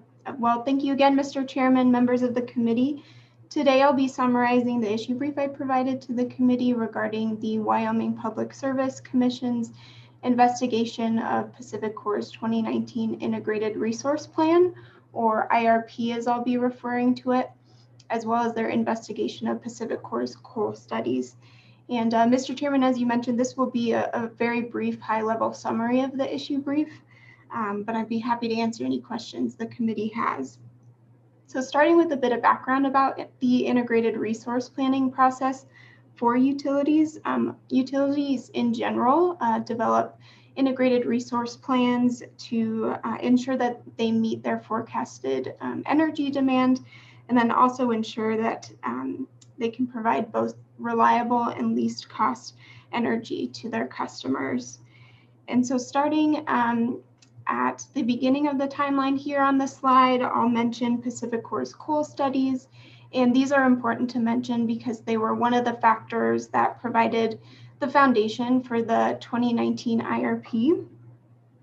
So to provide you with a little bit of background, in 2017, the Oregon Public Utilities Commission directed Pacific Corp to study the effects of early coal retirement, the retirement of their coal plants, and the early retirement of that, excuse me. And so Pacific Corp completed their coal studies in 3 phases. And so after completing all their phases for those studies, they concluded that the early retirement of specific coal units has the potential to reduce overall system costs. And then for Pacific Corp's 2019 IRP, their plan includes numerous different sections, and I'll just list off a couple here. The first being their planning environment, transmission projects, their load and resource balance analysis, their resource options, and then their modeling and portfolio evaluation and selection approach. And just to note very quickly for the committee where we updated the report is for Pacific Corp's load and resource balance section. And so there's a data point in there that was misstated. Pacific Corp expects their coincident peak load to increase at an annual growth rate of 0.10%, and their system-wide average growth load to increase at 0.06% from 2019 to 2038. So that's where that update was for the issue brief. And then moving on to the Public Service Commission's investigation of both Pacific Corp's coal studies and their IRP. So I'll direct your attention to the slide here again. PacifiCorp filed their 2019 IRP on October 18th, 2019. But prior to that, on June 20th, 2019, the Commission initiated an investigation into their coal studies. And then on November 13th, 2019, following the submission of the 2019 IRP, the Commission initiated an investigation to evaluate the plan. And then on November 22nd, 2019, the Commission issued their notice of investigation. And it's at this point where different parties were allowed to petition to participate as an intervener in the investigation. And so I'd like to note that the Wyoming Office of Consumer Advocate did petition to intervene in the investigation. And then on January 3rd, 2020, the Commission combined both investigations, both the coal study and the IRP investigation. And then the investigation spanned 11 months and concluded in October 2020. And so on July 6, 2020, the Commission released a memo that summarized their findings. And ultimately, the Commission found that PacifiCorp needed to complete additional analyses to support their action plan. And then the Commission also stated that PacifiCorp should consider the impact to local and state economies that are directly affected by resource retirements or acquisitions. And so my last point here is that PacifiCorp is currently working on their 2021 IRP, and they plan to file their plan with state commissions on April 1st, 2021. So Mr. Chairman, that concludes my presentation this afternoon, and I'm happy to stand for any questions the committee has. Thank you very much, Clarissa. You condensed 25 pages of text into one chart, so well done. And then we're able to give us some background as well. So we thank you. There's a lot more. There's a lot of information in this report. Members, if you haven't reviewed it, please do so. And we do appreciate that investigatory work. So any questions from the committee on the report that Ms. Nord provided us? You'll note that we have folks here to speak to their particular roles in the report. Both I see Mr. Freeman from the Office of Consumer Advocate, Mr. Petrie from the Public Service Commission, and Mr. Cox from Rocky Mountain Power. So we have representatives who can speak to details and timelines and things going forward. But anything for Ms. Nord regarding any of the report? All right, seeing nothing. Very well, thank you, Ms. Nord. So I think we'll probably go, since the Public Service Commission was the initial, we were looking at the IRP review of the Public Service Commission. Maybe we'll ask any initial comments from Mr. Petrie, and then we'll go to Mr. Freeman, and then to Rocky Mountain Power, if in that orders. And so, Mr. Petrie, any thoughts or feedback on the report and anything going forward we should be aware of? Thank you. Oh, just for the committee's knowledge, just so you know, Mr. Petrie did offer to give an overview of the Public Service Commission's workings and how they work and do that. And what I elected, because you never know how long these meetings can go, to do that at a subsequent meeting. So we will learn more about their office and what they do. But I wanted to keep this specific to this IRP process and what they see going forward. So,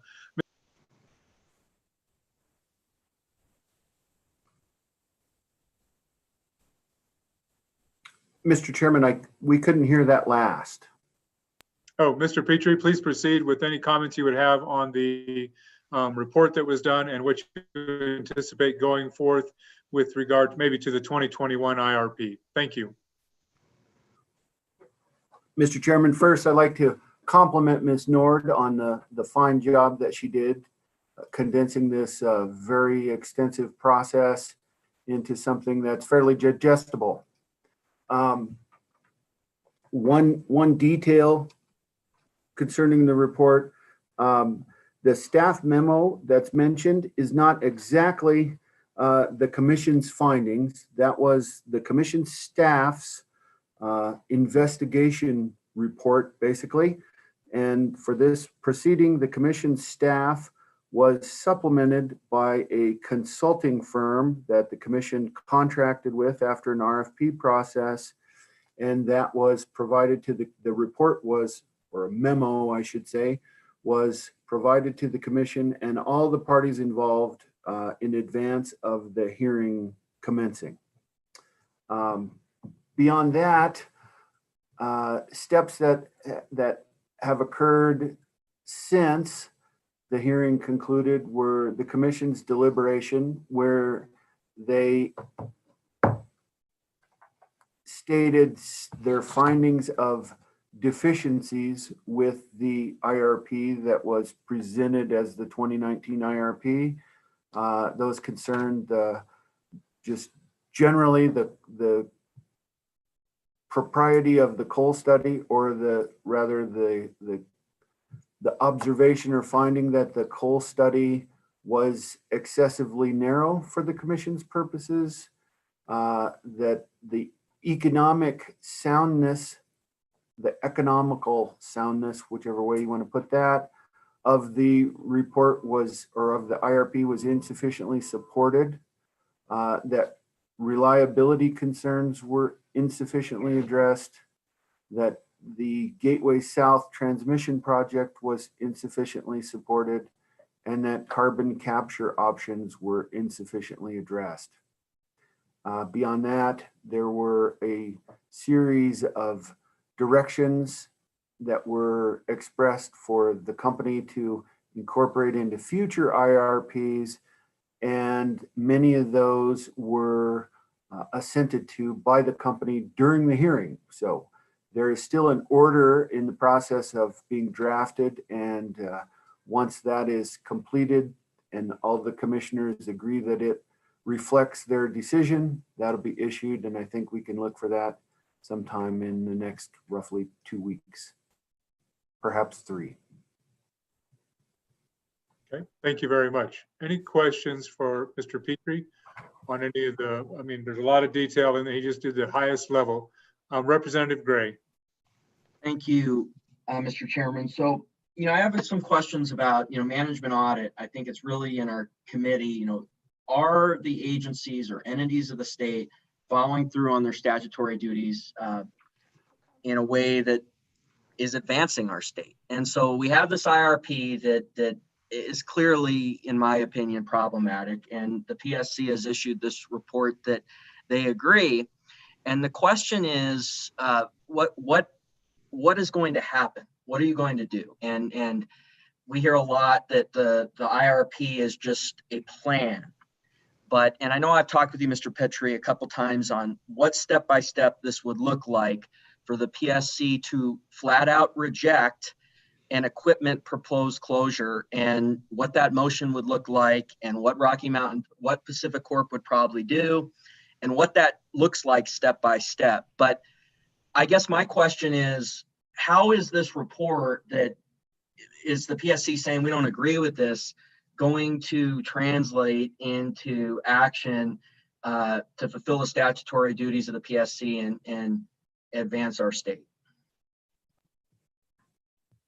Mr. Petrie, go ahead. And I think it might be helpful to also not foreshadow what the order says, but if you think these are issues that will be addressed in the order, make that known to us as well as you proceed. Thank you.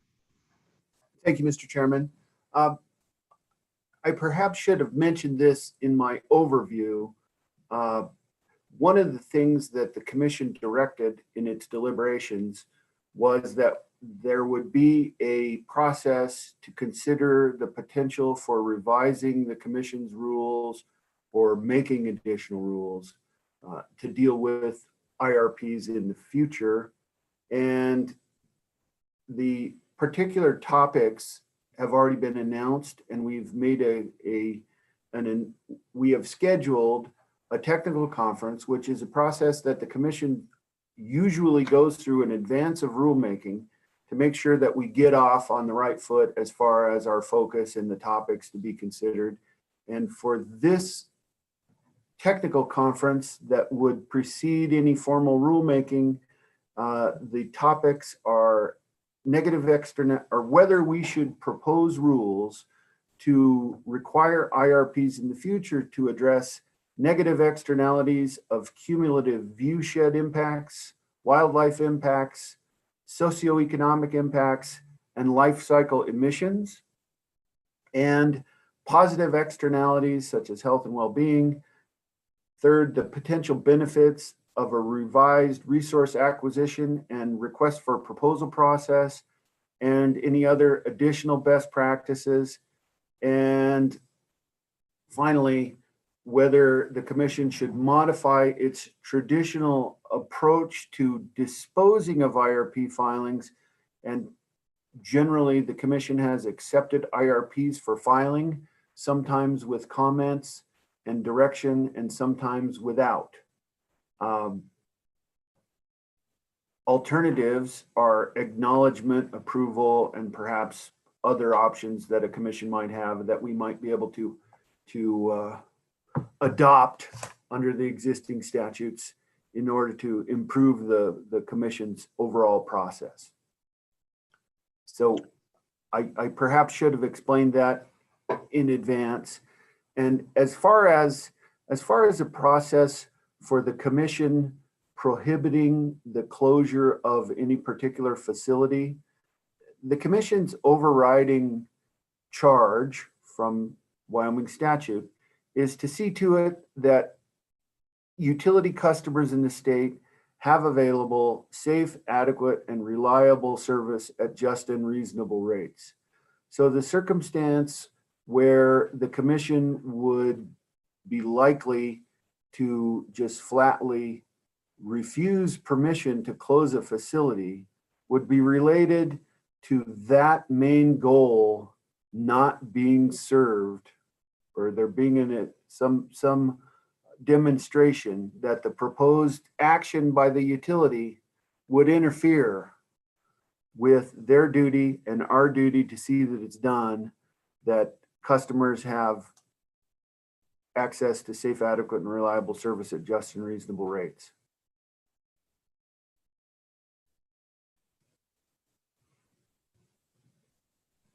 I have a let's go with follow-up from Representative Gray and then Chairman Perkins. Yep, thank you, Mr. Chairman. So just one follow-up. So you talk about Gateway South and that in the fall to the IRP that you don't agree with, that the PSC doesn't agree with Gateway South. Where is Gateway South in approval? Have you not approved that yet? Or and I'm not a corp, so I want to really understand that, because I read it that there has been an approval for Gateway South, which I find troubling, especially in light of saying the IRP that there's an issue with Gateway South that the PSC finds. So I just want to ask basically, where is Gateway South in the approval process? Mr. Petrie, please. Mr. Chairman, first, just to clarify, there wasn't a determination during deliberations that the commission didn't agree with Gateway South. There was a determination that it had been inadequately justified. And so one of the other things that the commission said during deliberations was that the company should not depend exclusively on this IRP to justify any other project that they have asked for or applied for. Okay, thank you. Chairman Perkins. So Chris, going back to what you just said in response to Representative Gray's question, and then your discussion just previous to his last question, would you please help us understand as you talk about that? This is, I mean, particularly with regulated utility like Pacific Corp or Rocky Mountain Power, Wyoming is just one of the public utility commissions that are regulating the utility. And so maybe could you just explain a little bit more about maybe give an example of, so for example, while you don't necessarily, like the Public Service Commission doesn't necessarily deny or approve a certain project, but it does allow costs or portions of costs to be recovered. And so maybe you could help the committee understand kind of how that interrelationship between what happens with the Public Utility Commission and its rulings in Wyoming versus those of Oregon or Utah, or one of the other states that are included in that. Mr. Petrie, please proceed. Thank you, Chairman. Correct. Rocky Mountain Power provides service in a 6-state region. It's not all of 6 states, just like in Wyoming. There are portions of 6 states where they provide service.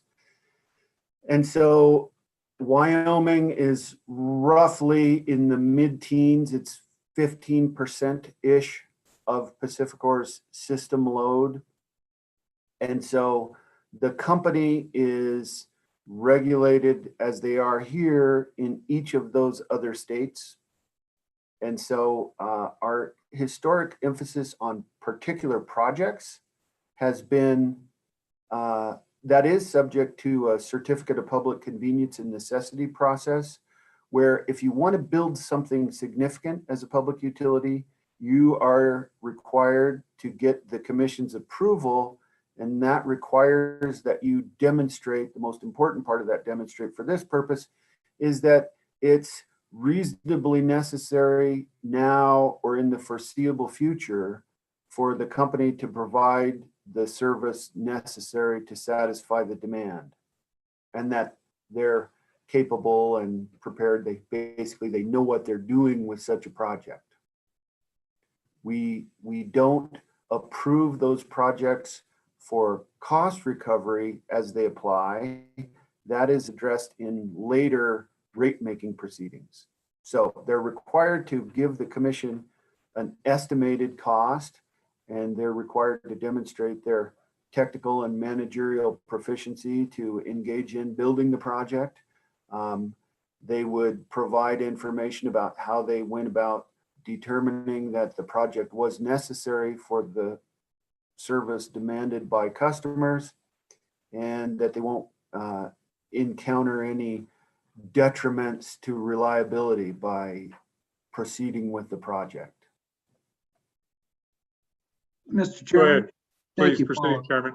Thank you for that. So the so in Wyoming, we get somewhere between 15 to 18% of the consumption of the system-wide electricity for Rocky Mountain Power is Wyoming, but Wyoming generates a disproportionate amount of the actual electrons that go into the system, correct?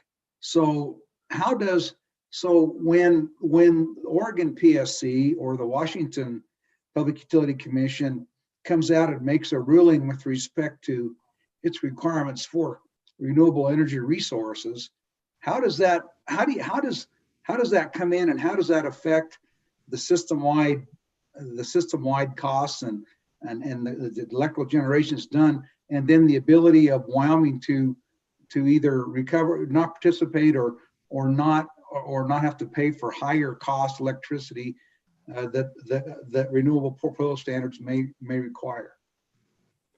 Mr. Petrie, go ahead.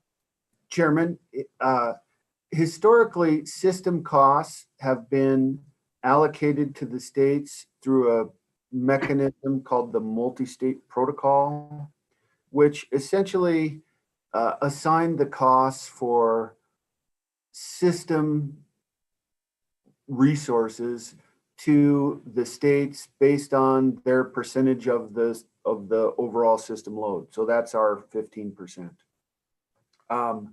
That is and has been over time costs that have been caused specifically by requirements in a particular state were the responsibility of that state.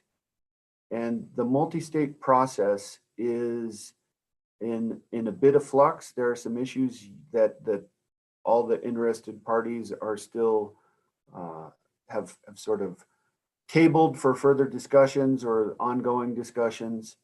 And there are many details around the multi-state process that I'm probably not the best person to get into.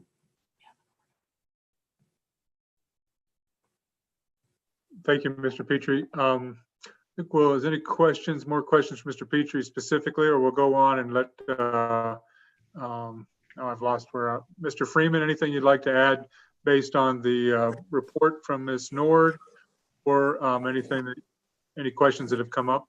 And maybe just a quick summary of the role that the Office of Consumer Advocate had in the process. Yes, thank you, Mr. Chairman, members of the committee. I too would lend my applause to Ms. Nord for the summary that she provided. I thought it was very accurate and summarized the process well.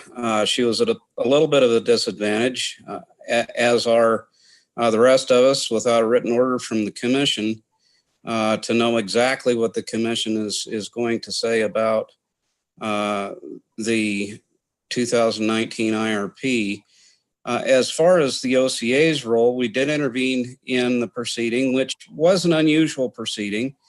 We participated in numerous IRP proceedings in the past, not just Pacific Corp's IRP, but other utilities as well.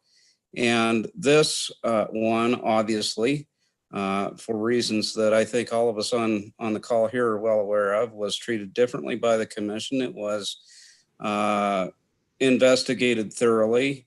It was opened up as what we call a contested case proceeding. So it was opened up to interveners. The OCA intervened, as well as many other interveners, both in support of the IRP and in opposition to the IRP. I was the OCA's principal witness in that proceeding. The 2019 IRP is some 900 pages, 3 volumes. It's backed up by numerous large econometric and operational models. I went through all of those and tried to digest them as well as I could over that 11-month period. My conclusion at the end was that as far as an economic proposition, Rocky Mountain Power's Pacific Corp's proposal to essentially retire all of its coal-fired generation over the next 20 years and replace it with intermittent renewable wind, solar, and battery storage capacity was not an economic proposition for customers. They did not present a compelling case economically that would benefit customers over that period. Likewise, they did not convince me that they had thought about the reliability implications of what they were proposing to do. And we have seen over the last year or so, particularly this last summer when we had quite a bit of heat going on in the West, not just in California, but in other places, that capacity shortages are starting to crop up, and retiring baseload dispatchable generation will not certainly alleviate those capacity shortages. They'll only exacerbate them. So my conclusion was that the IRP that they had produced was not consistent with maintaining reliable service to Wyoming customers. And finally, I looked at the risk, and there are risks on both sides. I acknowledge that to the extent that we have certainly national policies regarding carbon emissions. That is a risk to coal-fired generation everywhere. Regional carbon policies also pose some risk to customers, but then there's also risks that were not well developed in the IRP regarding the risk that these things don't happen, that the reliability certainly remains a risk. So on balance, my conclusion is that we should not rely on the 2019 IRP for any resource decisions in the future, whether it's retirement of new coal plants, retirement of existing coal plants, or the acquisition of new resources. I think, based on the commission's oral deliberations, that they agreed with me on that point. And that was a point that was made by other interveners as well. So we're left with hopefully some instructions from the commission, and certainly I had some recommendations for the commission to consider when they issue their order regarding ways to improve the IRP, things that the company should think about modeling, different ways of modeling what they did model, different assumptions. So hopefully we'll see some improvement. With regard to that, the 2021 IRP process is already underway. It started in June of this year. I have been in attendance at every stakeholder meeting that has been convened with regard to the 2021 IRP. I've filed public comments with Pacific Corp about things that I find problematic in their current process, the 2021 IRP process. And I'm joined by others as well from Wyoming, particularly stakeholders in Southwest Wyoming, the Coalition of Local Governments, the large industrial customers have been regular participants in those meetings. So we are very keen to make sure that the company knows that they're going to have to satisfy the Wyoming Commission that whatever they come up with will be economic for customers, but also preserve system reliability. And with regard to the Gateway South transmission project, that application for a CPCN was filed in November of this year, I believe, either October or November. And the company had some fairly aggressive time schedules associated with it when they filed it. That I think we've managed to beat those back a little bit, but I've already asked them about 50 questions with regard to their Gateway South proposal. And I got to tell you, on first review, there's some things that are just fascinating to me that don't make much sense that I'm going to have to get some more clarity on. One of the arguments that they make in their Gateway South proposal is that they have interconnection contracts essentially negotiated with independent generation project developers. And they say that at least one of these contracts under federal law requires them to build the Gateway South project. And so I'm struggling to understand where the separation between state and federal jurisdiction is there. If the federal government, as they say, is requiring them to build the project, then why even stop at the Wyoming Public Service Commission? I just don't understand. So those are the sorts of issues that we're going to have to get to the bottom of before we can make any progress on Gateway South. And I just wanted to, I think, address one of the questions that Representative Gray had asked. What am I going to do? You know, what's going to be the practical effect of what the commission did with the 2019 IRP? What I'm going to do is I'm going to intervene and raise my voice in every proceeding that comes before the commission that I can on these issues, including the 2021 IRP, including the Gateway South. As you may know, Rocky Mountain Power currently has what they call an all-source request for proposals out, where they're proposing to acquire about 4,000 megawatts of wind, solar, and battery storage capacity in both their eastern and western systems. And we will certainly be, when it comes time for the CPCNs for those things to be filed, we're going to be involved in those as well. We want to make sure that those facilities are the best, least cost, least risk resources to serve Wyoming customers. And right now, it's going to take a heap of convincing for me to be convinced of that. Very good. Thank you, Mr. Freeman. I appreciate that. So I want to be clear about our proceedings here. Our proceedings isn't to litigate the IRP or the Public Service Commission, or what we're trying to do is examine the process and see if there are ways that the legislature can give guidance or have more precise mission for either the Public Service Commission or the Office of Consumer Advocate. So we're going to, so first of all, any questions for Mr. Freeman on his testimony and what he's laid out? Seeing none so far. Nope. Representative Gray.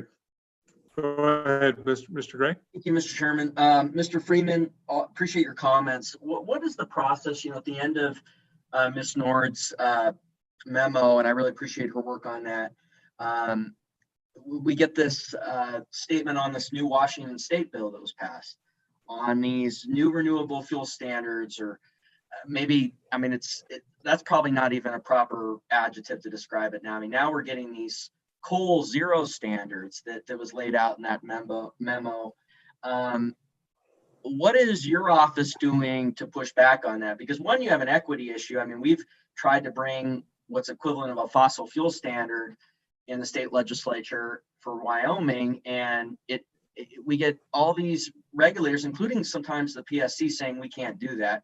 That's a little bit of a different issue. But what is the Office of Consumer Advocate doing on these renewable fuel standards if the PSC's true position is that that's not legal according to federal law, which, based on some of the reactions to the fossil fuel standards that have been brought in the legislature, it appears that is PSC's position. So if we can't set a percentage rate, obviously the West Coast states want to set a percentage amount of generation from renewables. We want to set a percentage generation. Well, frankly, I'd like to actually have a true free market, and then the fossil fuels would win out. But we've had a proposal to have a percentage target for fossil fuel generation. What is the Office of Consumer Advocate doing to make sure that is equitable? Because right now what's happening is nowhere near equitable. Mr. Freeman, please. Mr. Chairman, Representative Gray, let me just say in short, we're doing everything we can. We have taken to heart the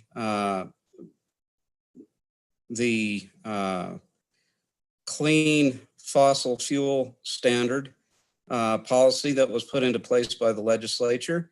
And I actually used that in my arguments in the 2019 IRP, in the sense that it doesn't make any sense to me that we know we have this clean fossil fuel standard to comply with in Wyoming, just like the company would have a clean renewable energy standard to comply with in, say, the state of Washington or Oregon.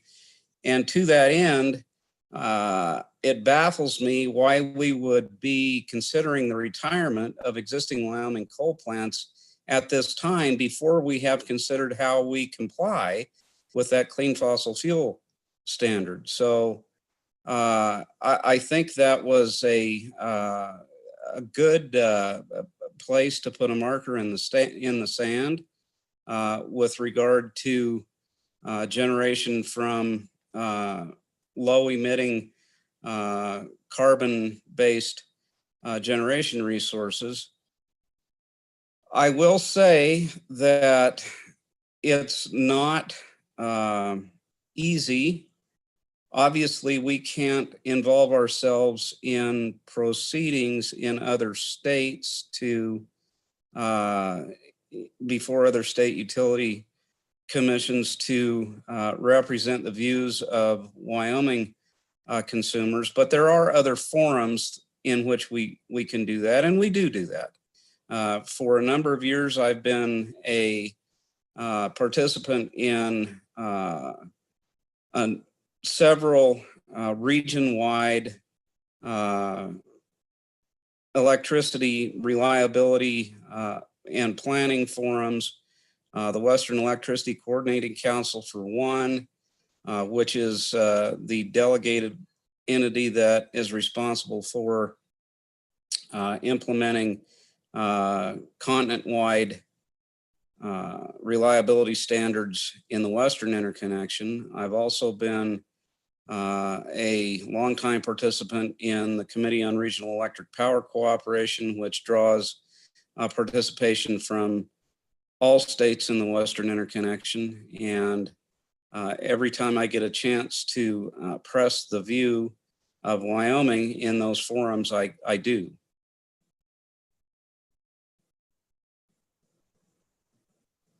Thank you, Mr. Freeman. I appreciate that. Members, I see we're joined by former Minority Floor Leader,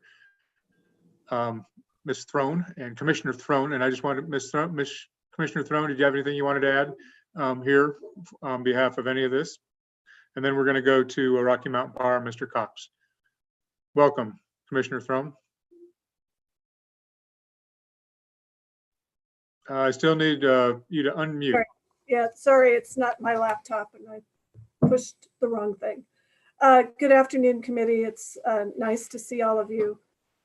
We had a hearing this morning and we didn't know how long it was going to last, and it finished, and so I'm also here. I'd like to thank Ms. Nord for her comments. I just wanted to maybe add a little bit more to what Chief Counsel Petrie said in terms of giving you some color, maybe a little bit on the hearing process we had. We had a 5-day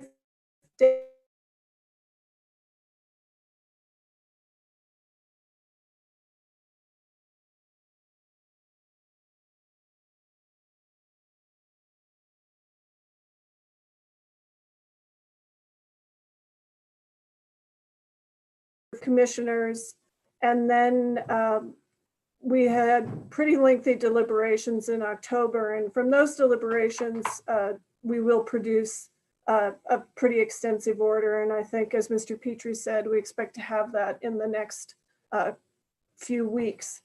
What we learned from that process will inform our actions going forward, and we will have an extensive stakeholder process, beginning with the technical conference at the end of January that Mr. Petrie mentioned, to explore issues that grew out of the IRP, extensive issues brought by local governments, by the industrial users, by Mr. Freeman. In my comments during deliberations, I expressed skepticism about the modeling results, and all of those comments are prospective, meaning that they really provide guidance to the company for the next IRP. And also, I think it's important to emphasize again, and I think Mr. Petrie said this, but for every step that's in the IRP, whether it's to build something new or close one of their coal-fired facilities, Rocky Mountain Power has to apply to the commission. So the IRP, and this is true of any IRP, the IRP is a plan. It's not etched in stone. And at every step along the way, the utility has a burden to prove to the commission, the burden of proof in a contested case proceeding, that their proposal is the least cost, most reliable, least risk option going forward. And I think, to add to the complexity of the situation we find ourselves in, the state of Oregon, and this is just one piece of the multi-state protocol process that I wanted to bring to your attention. Going forward, it may be that states have their own generation. So if Wyoming wants to do coal, Wyoming will do coal. But Oregon wants to exit out of coal. And that's not happening tomorrow. That will be the next stage of the multi-state protocol process. And we can get you a copy of that order. We can send it to LSO. But essentially, we'll be moving from a assisted, for Rocky Mountain Power, a system of integrated generation systems to more state-specific generation as part of an integrated utility system. And the details of all of that are for the next round of discussions. So all the pieces fit together. It's like you poke one place and you've got to look at something else. Thank you very much, Commissioner Throne. We do appreciate that and your attendance today. I think, well, and as I said, we're not litigating this issue. We're trying to understand process. Also trying to see if there are places where the legislature can provide authorities or oversight to either the Public Service Commission or the Office of Consumer Advocate that may assist. So I guess now we'll turn to Mr. Cox with, okay, I got a question from from Representative Obermuller. Please proceed. Thank you, Mr. Chairman. I do have a process question. You know, as I look through the materials on the Consumer Advocate Office, and one of the themes, I guess, there, at least for me, has been that the office is there to be an advocate for people who otherwise do not have an advocate. In this case, the PSC is there as the advocate for the consumer. I'm just curious as to why the Consumer Advocacy Office has standing here, why they're involved in this when the PSC is there to represent ratepayers. Thank you, Mr. Chairman. Probably this is getting into some of the statutory details of what this office is, how they were set up, Public Service Commission. But maybe if there's a brief answer from Mr. Freeman of the differences and responsibilities that you see between the Public Service Commission and the Office of Consumer Advocate, that would be appreciated. Thank you, Mr. Chairman. Thank you, Representative Obermuller. Yeah, it is kind of getting into the fine details, and I hope I can do this briefly.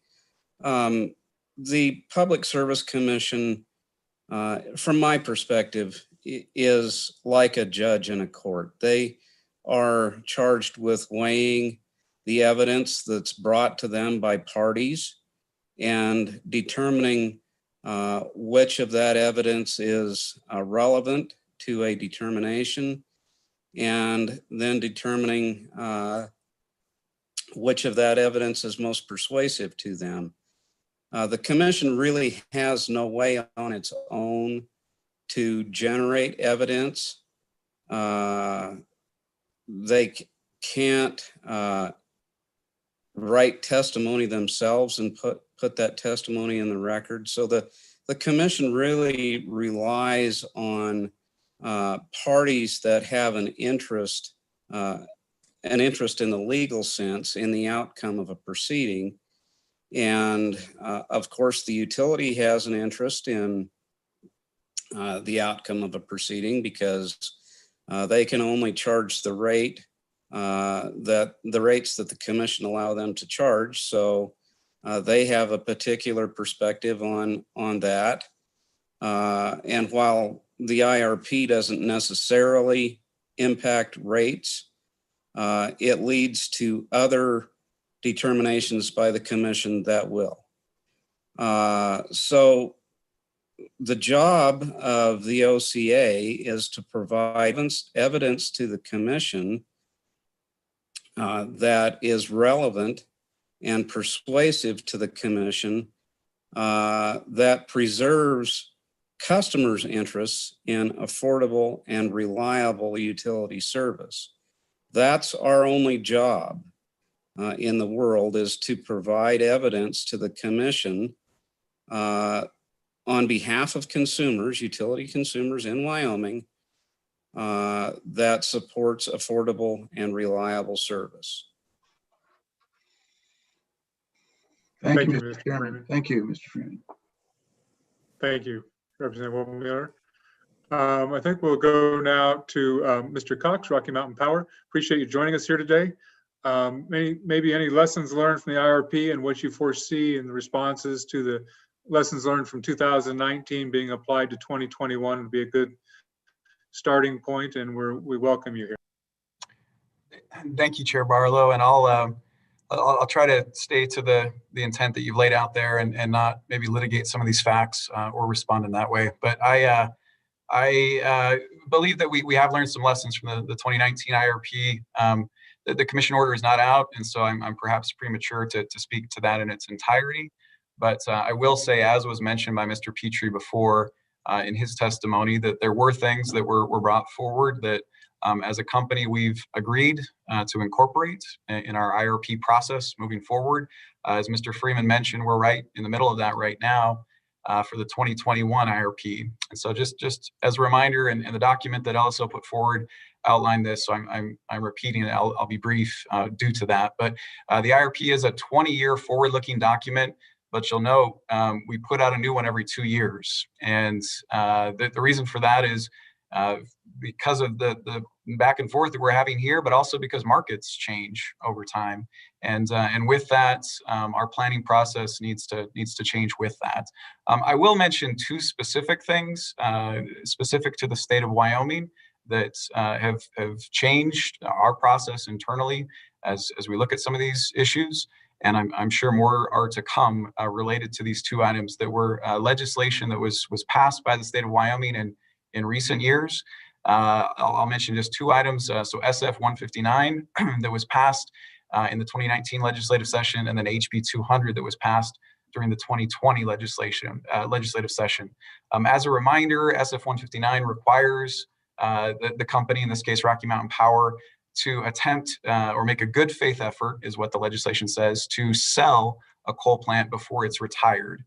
And the commission's gone through a lengthy process on what that exactly means.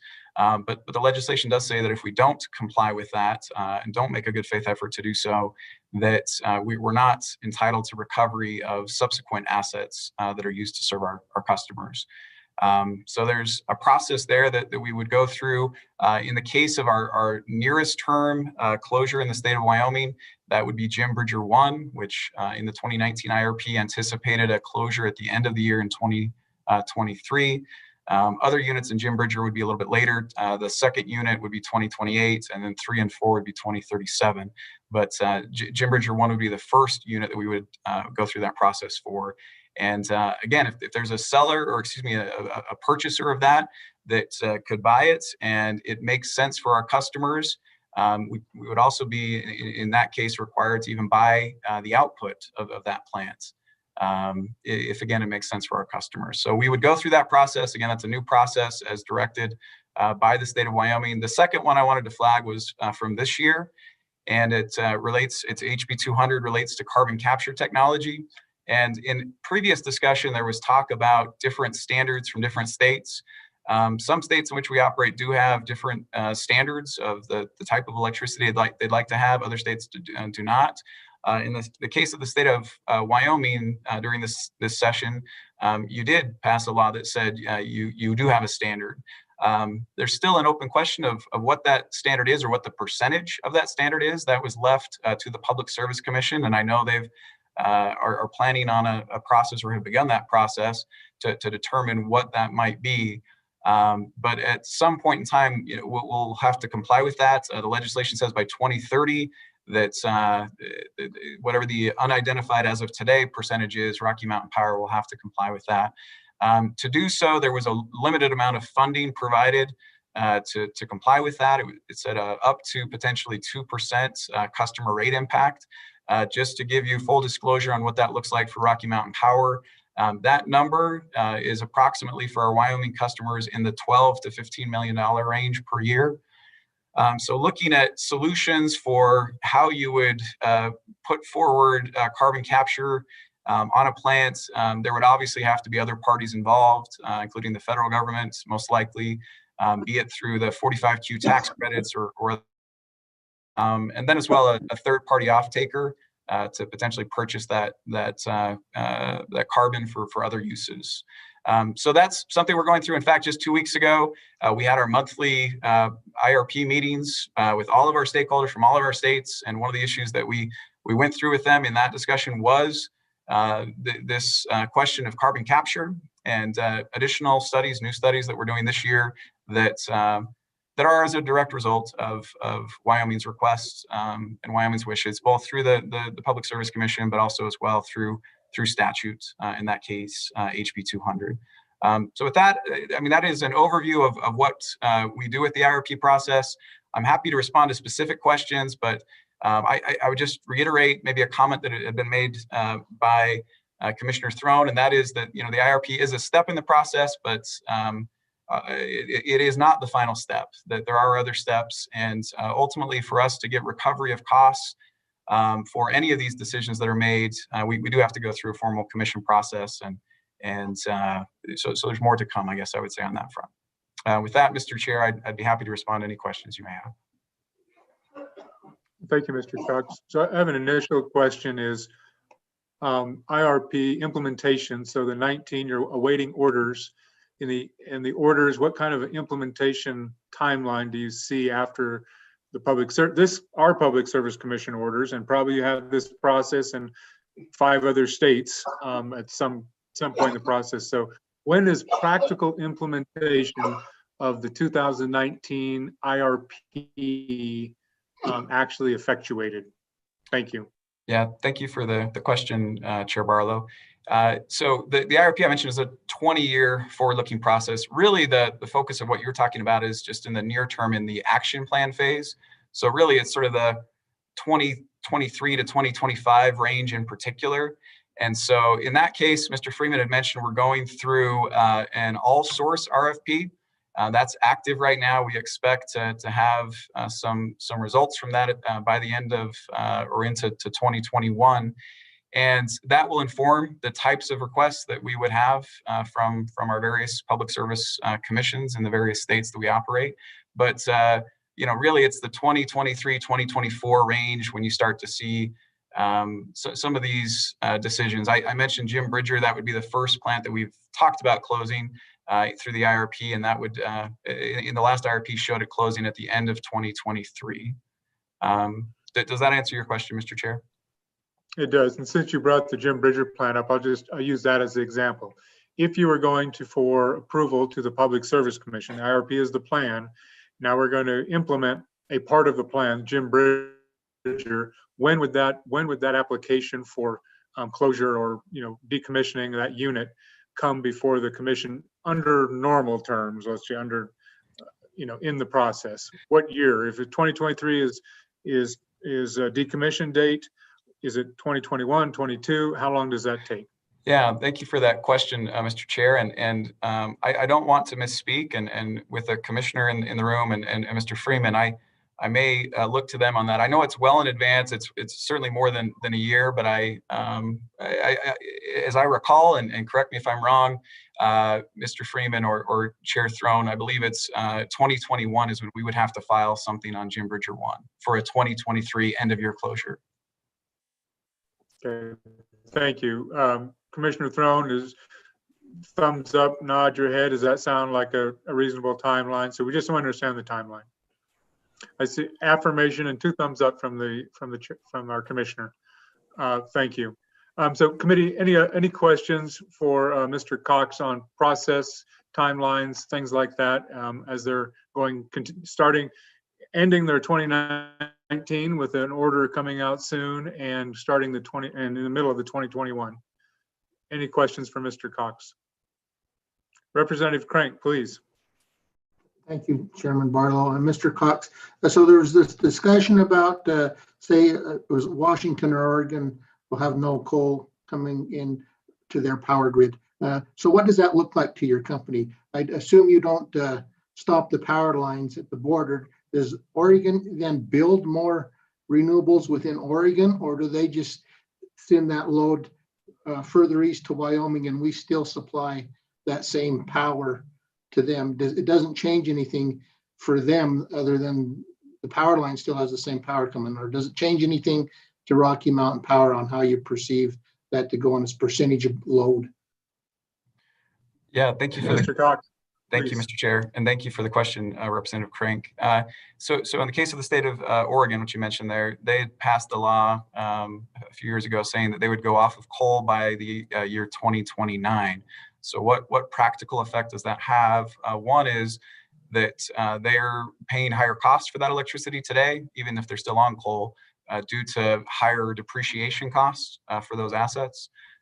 So again, that cost is going to be shouldered by them. And not other residents or customers in other states. To your specific question about, does a power line end at a state border? The answer is no, it does not.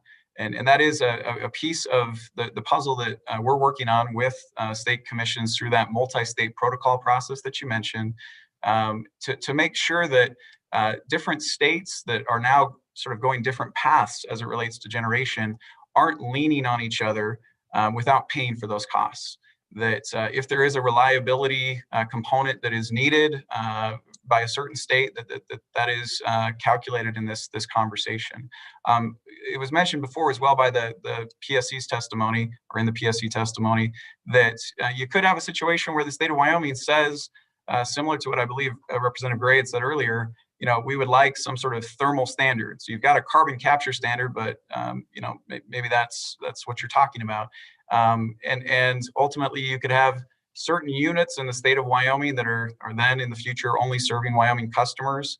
And the challenge with that today, as was mentioned early in this presentation, is Wyoming exports a significant amount of its electricity, and so you couldn't quote unquote save every coal unit even in that scenario. But it's certainly well within the rights of each individual state to choose the generation source that it would like to pursue.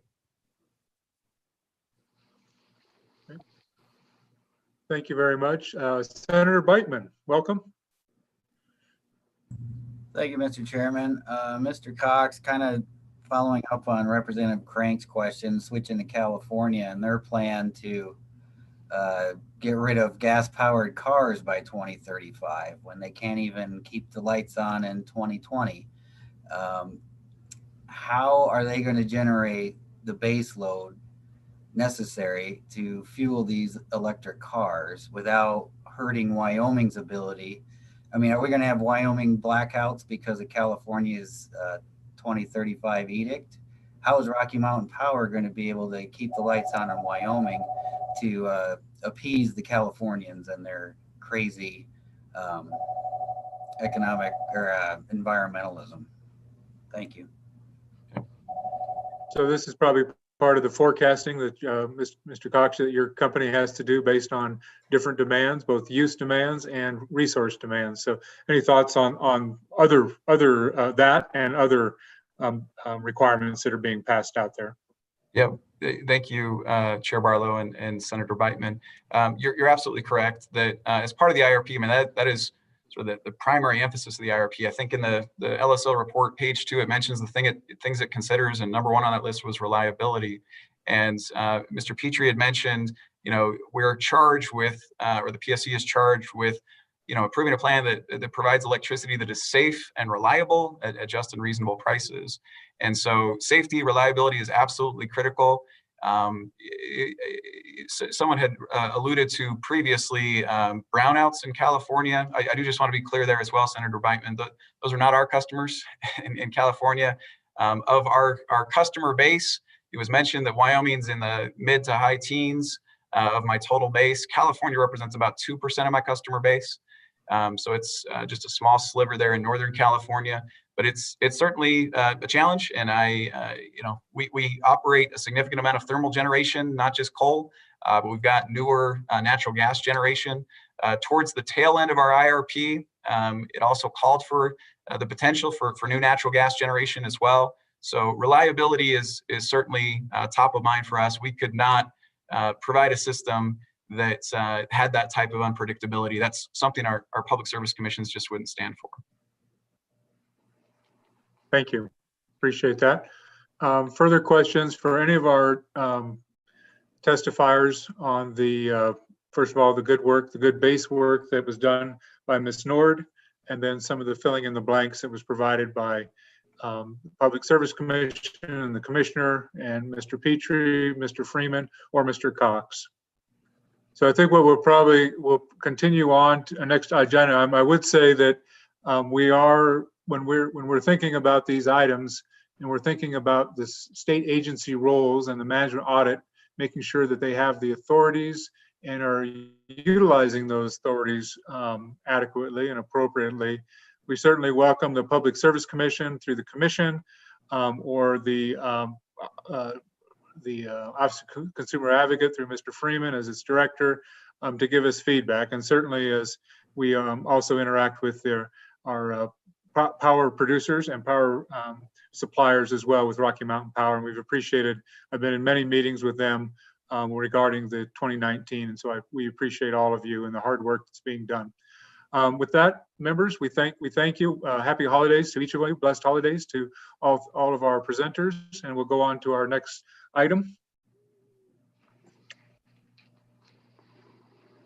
Ms. Bodewins, I think we have a bill draft before us for consideration. And maybe Mr. Freeman, if you want to stay on just in case there's any questions. I think you did a nice job of overviewing what your role is already. So thank you for that. But if you want to, Abigail, if you want to just give us the quick summary of the bill draft, which is pretty quick, we'll go from there. Mr. Chairman, the bill draft in the packets it simply extends the sunset date of the Office of Consumer Advocate by 5 years.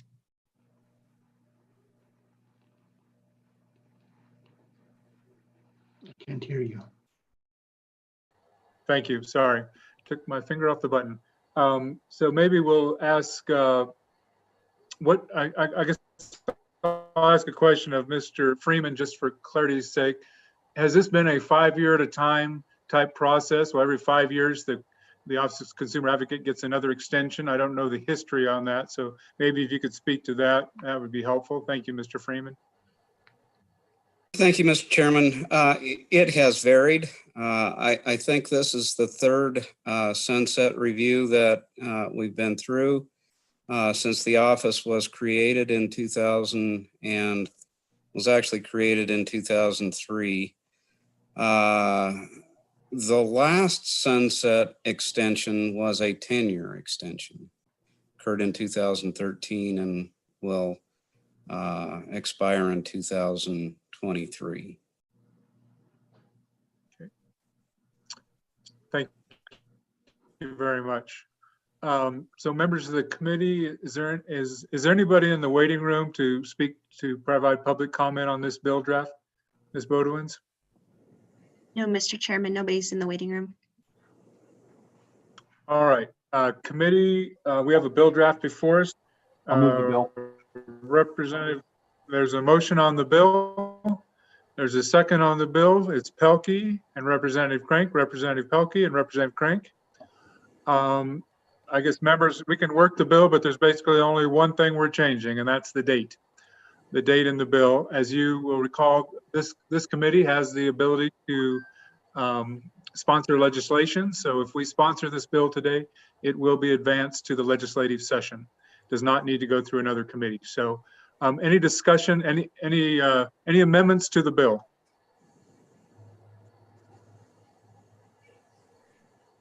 Any discussion on the bill? Question. As this is a motion to sponsor a bill for consideration in the 2021 legislation, a roll call is required. So whoever's going to call the roll, I think is Abigail. Would you please call the roll? Mr. Chairman, Carla Smith is going to do that for me. She has the sheet. My apologies. Ms. Smith, go ahead. Thank you. Thank you. Senator Beitman. Aye. Senator Bouchard. Aye. Senator Guru, still excused. Excused. Yes, ma'am. Senator James. Aye. Representative Crank. Aye. Representative Gray. Aye. Representative Obermuller. Aye. Representative Pelkey. Aye. Representative Western, Aye. Representative Barlow, Aye. Senator Perkins.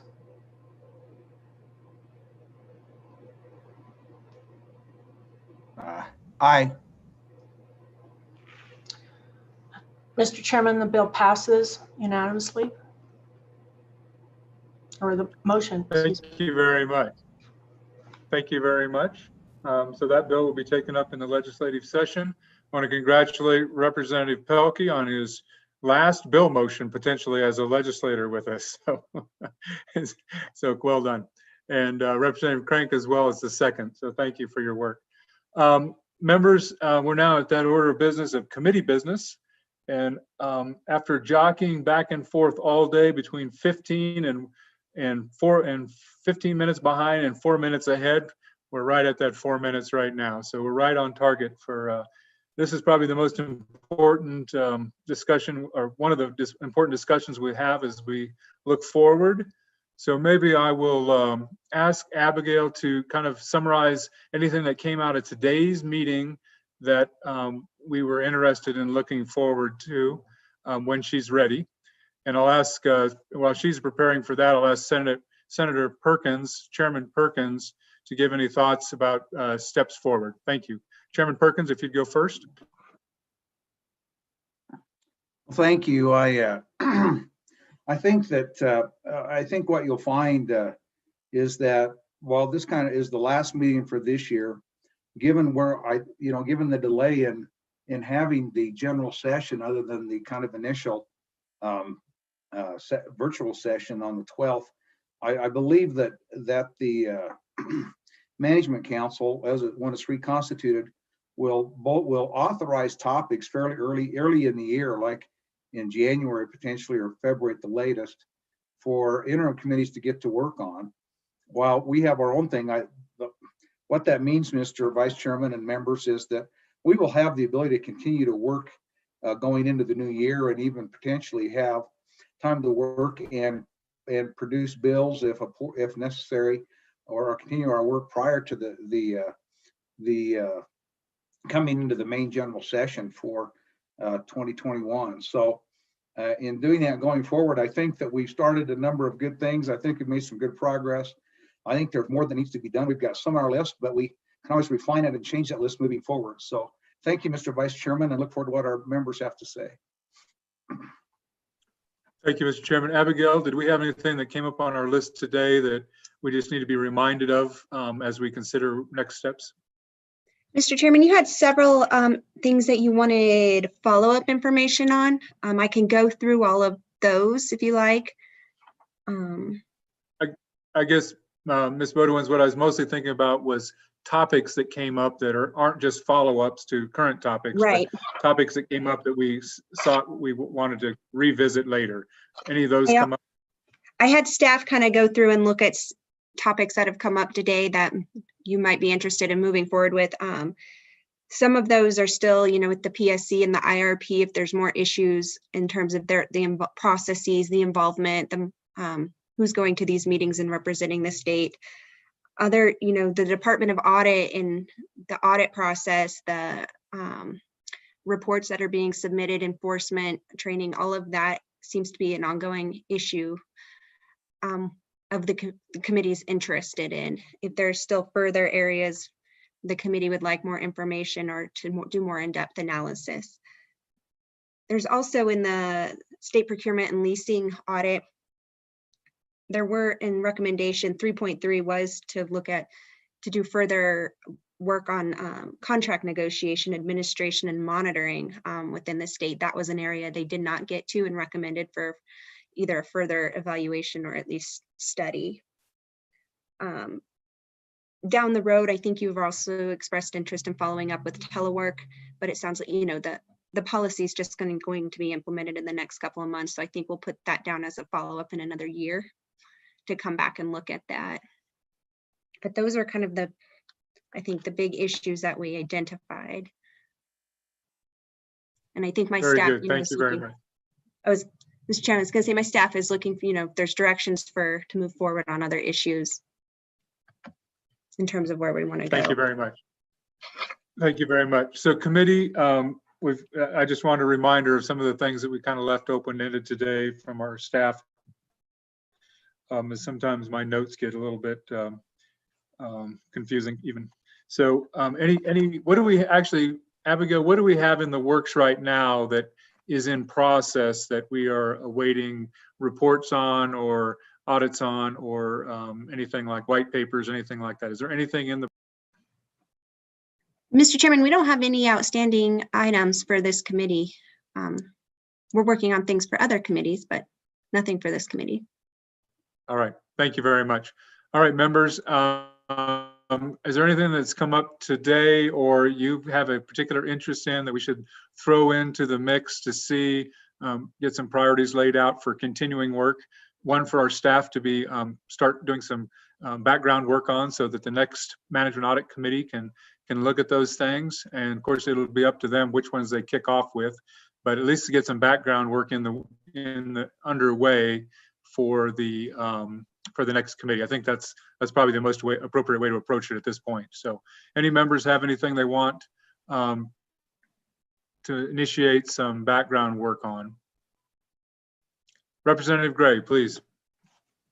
So I have a couple bill draft motions. Is it appropriate time to do that?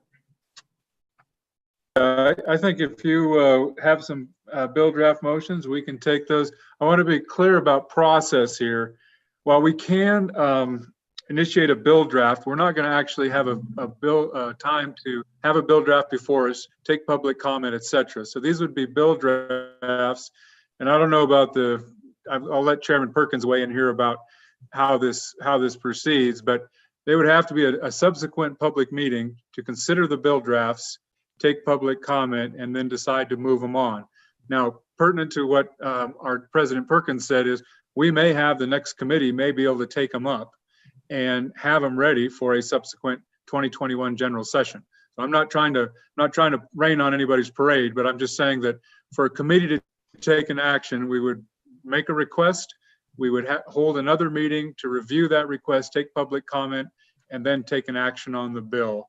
Would be at least the standard process. And I'm looking to senior members to agree or disagree with that, but that would be my suggestion. So if it's something you feel strongly about, it may be an individual bill that gets taken forward, because I don't know that this committee, I mean, we just have a timing issue with this committee and a bill draft. So Representative Gray, if you'd want to lay out what's your, I guess, how many ever you have, 1, 2, 3, and then we can.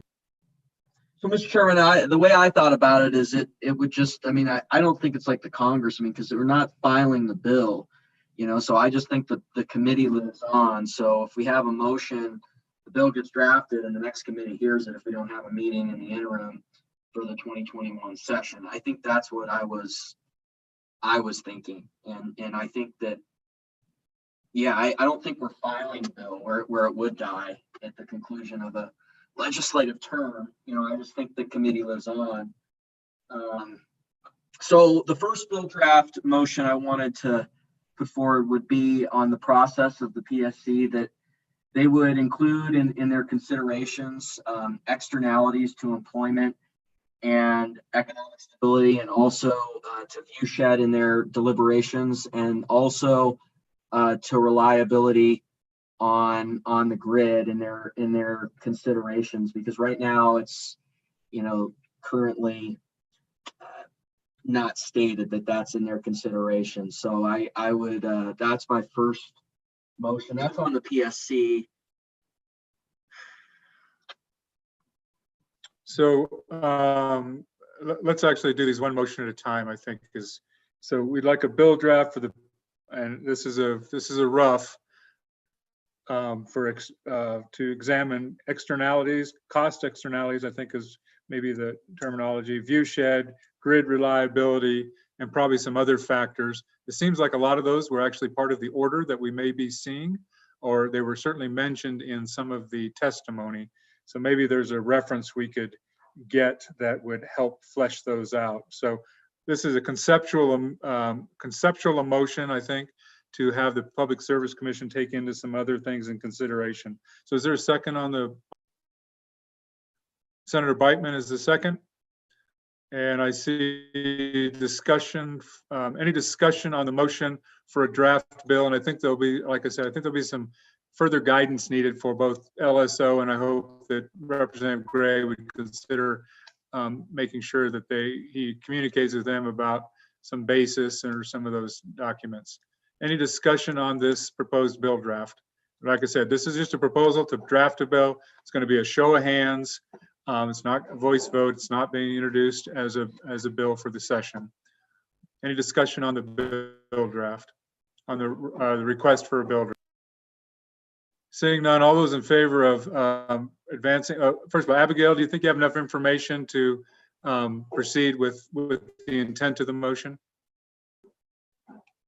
Okay, I see it in front of me. All those in favor of the bill draft motion, please raise your hand.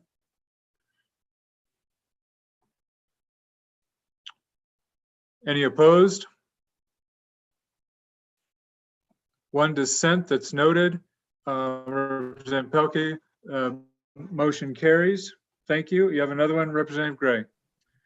Thank you, Mr. Chairman. The second one is off the procurement topic, and Ms. Budowins, I think now, Chairman Barlow, I did email her. You had mentioned screen sharing the areas that would pertain to the bill draft motion. So I did email her that.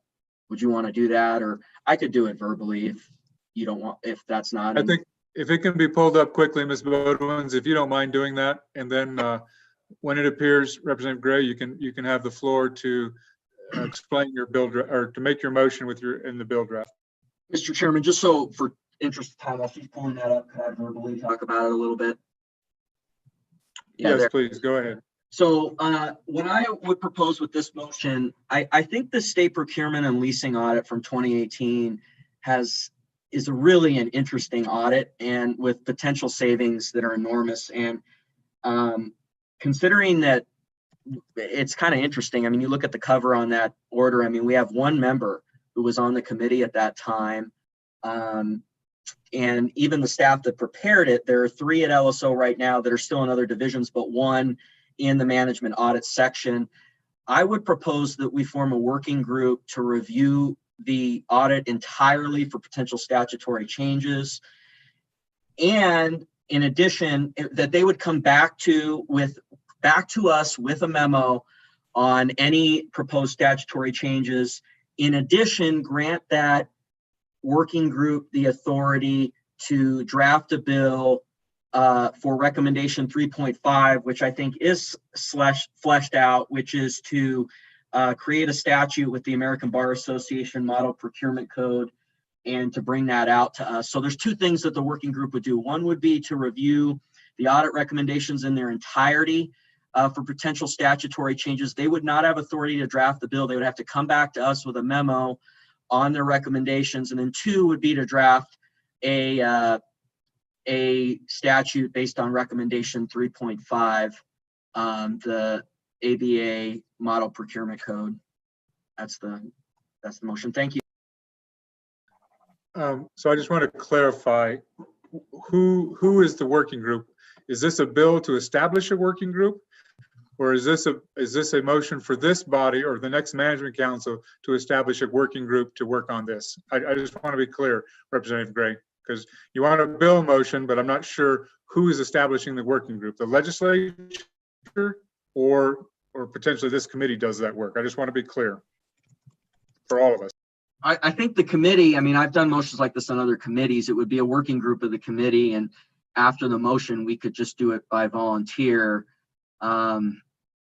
I do think we run into issues with the turnover of the legislature, but I just think anybody that's no longer on the committee is not on the working group anymore.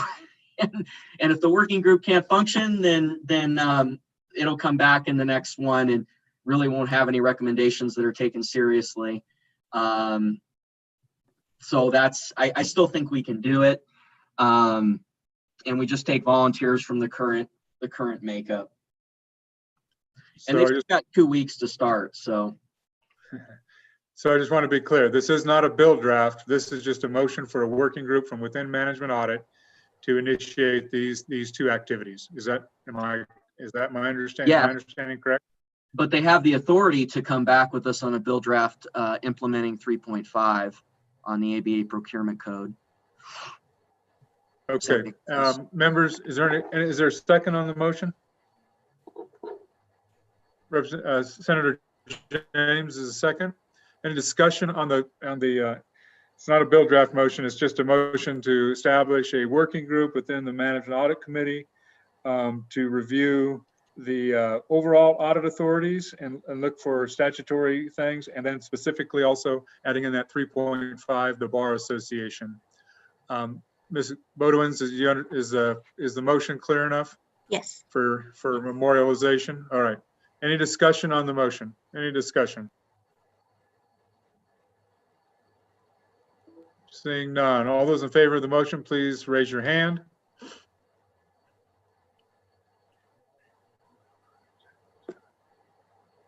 All those opposed? Motion carries.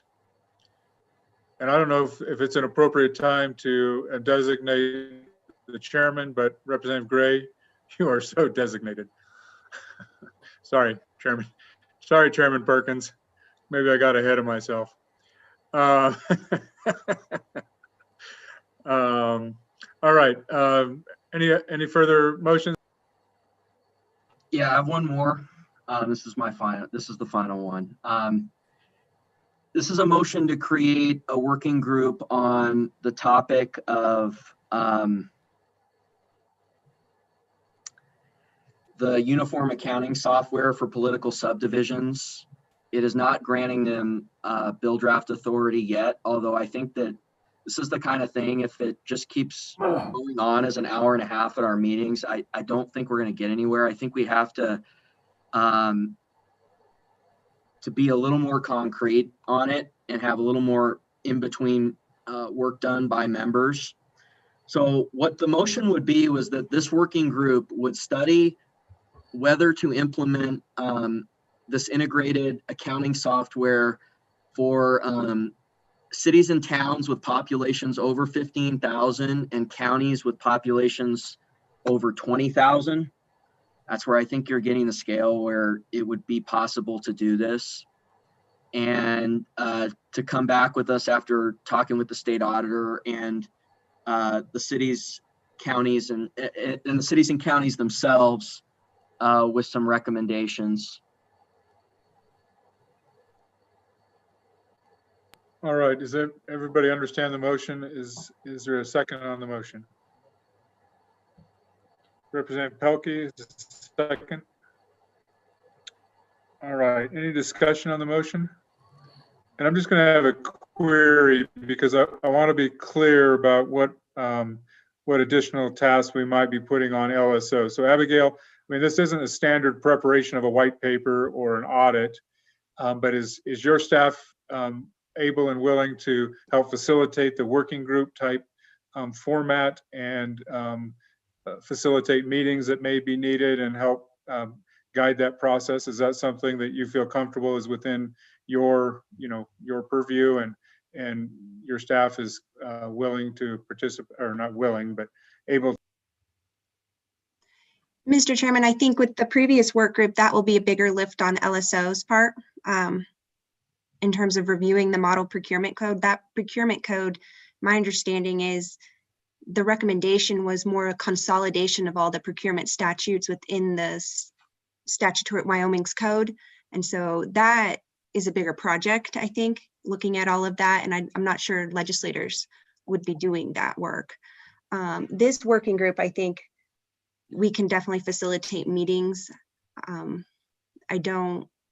not sure what role LSO would play in terms of, we would reach out to stakeholders, but aside from that, I don't see what role we would play.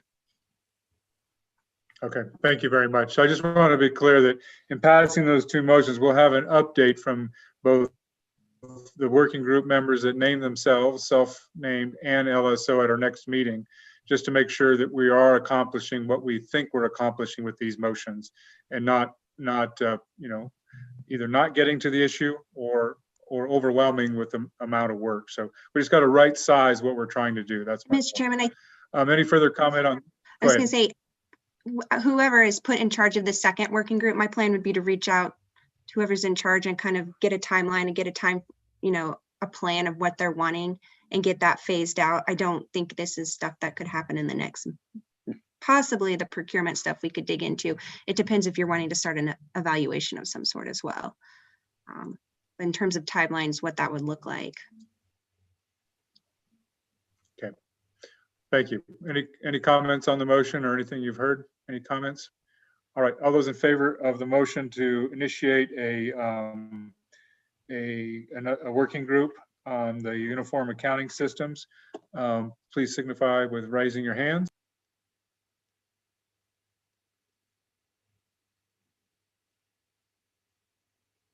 All those opposed? All right. The motion does carry. So we'll do some we'll get some information together in conjunction. So I think what I'll do now is I'll ask members, Abigail, if you will send out an email to the current members. Of course, there's going to be new members assigned, but current members that are interested in participating in either one of these working groups to respond to which one they're interested in, or both. And then we can get and provide that list to the entire committee once you have responses, and we can flesh it out if we need a couple more members for one and see who is interested. And then we'll have to, of course, cross-reference that with who gets assigned to the incoming management audit committee and pick up that work later. So I think we're still some planning to be done and understanding, but we will certainly initiate the process. Thank you, Representative Gray, for those motions. Any other further business or any other items that the committee would like? Chairman Perkins.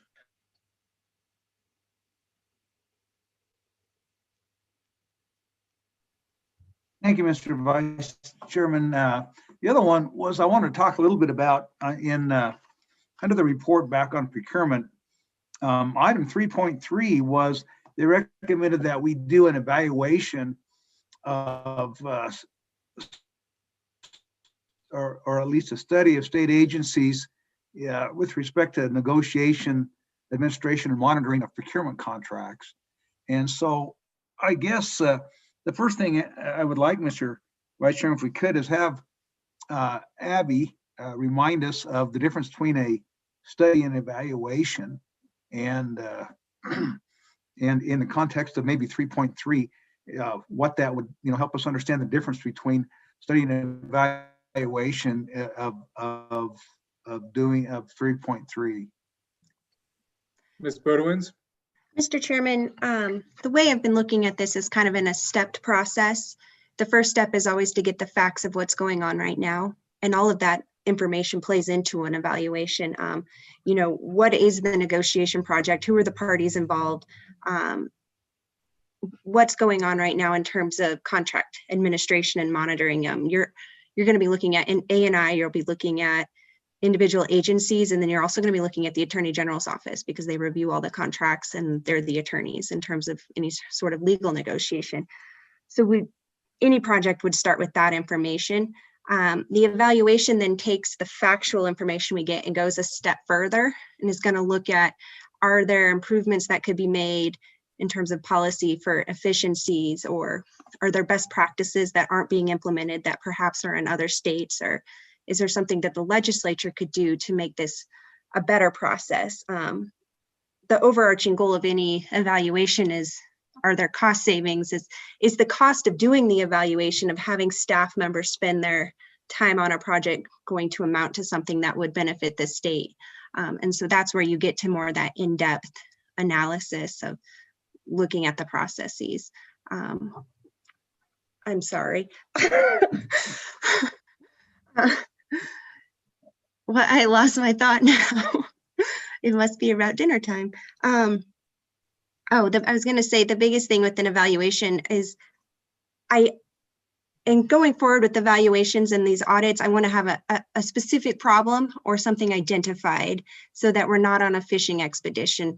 And I think doing a lot of the scoping or the background factual information and identifying the parties ahead of time before going going forth on an audit helps with that. It helps me gauge where the committee's interests is in terms of what they might be looking to fix or what they might see as an issue. Thank you. Chairman Perkins. Thank you, Mr. Vice Chairman, and thank you for that. What I think we're doing is simply going back to the audit report and looking at the discussion behind 3.3 with respect to negotiation, administration, and monitoring. I think particularly the things that we want to look at, because I think Representative Gray's exactly right. I think that this is, we're spending, hundreds of millions of dollars on goods and services a year, and probably taking a look at what our practices are with respect to, how are we negotiating those prices? How are we making sure that we're getting competitive bidding? Are we doing competitive bidding? Are we doing that in the best practices with respect for our RFQs or RFPs? As far as administration, one of the things that we talked a little bit about today, but has always been scratched my head a little bit, is I don't think the state has a standard contract. I think that the LSO was reviewing any number of contracts at any given time.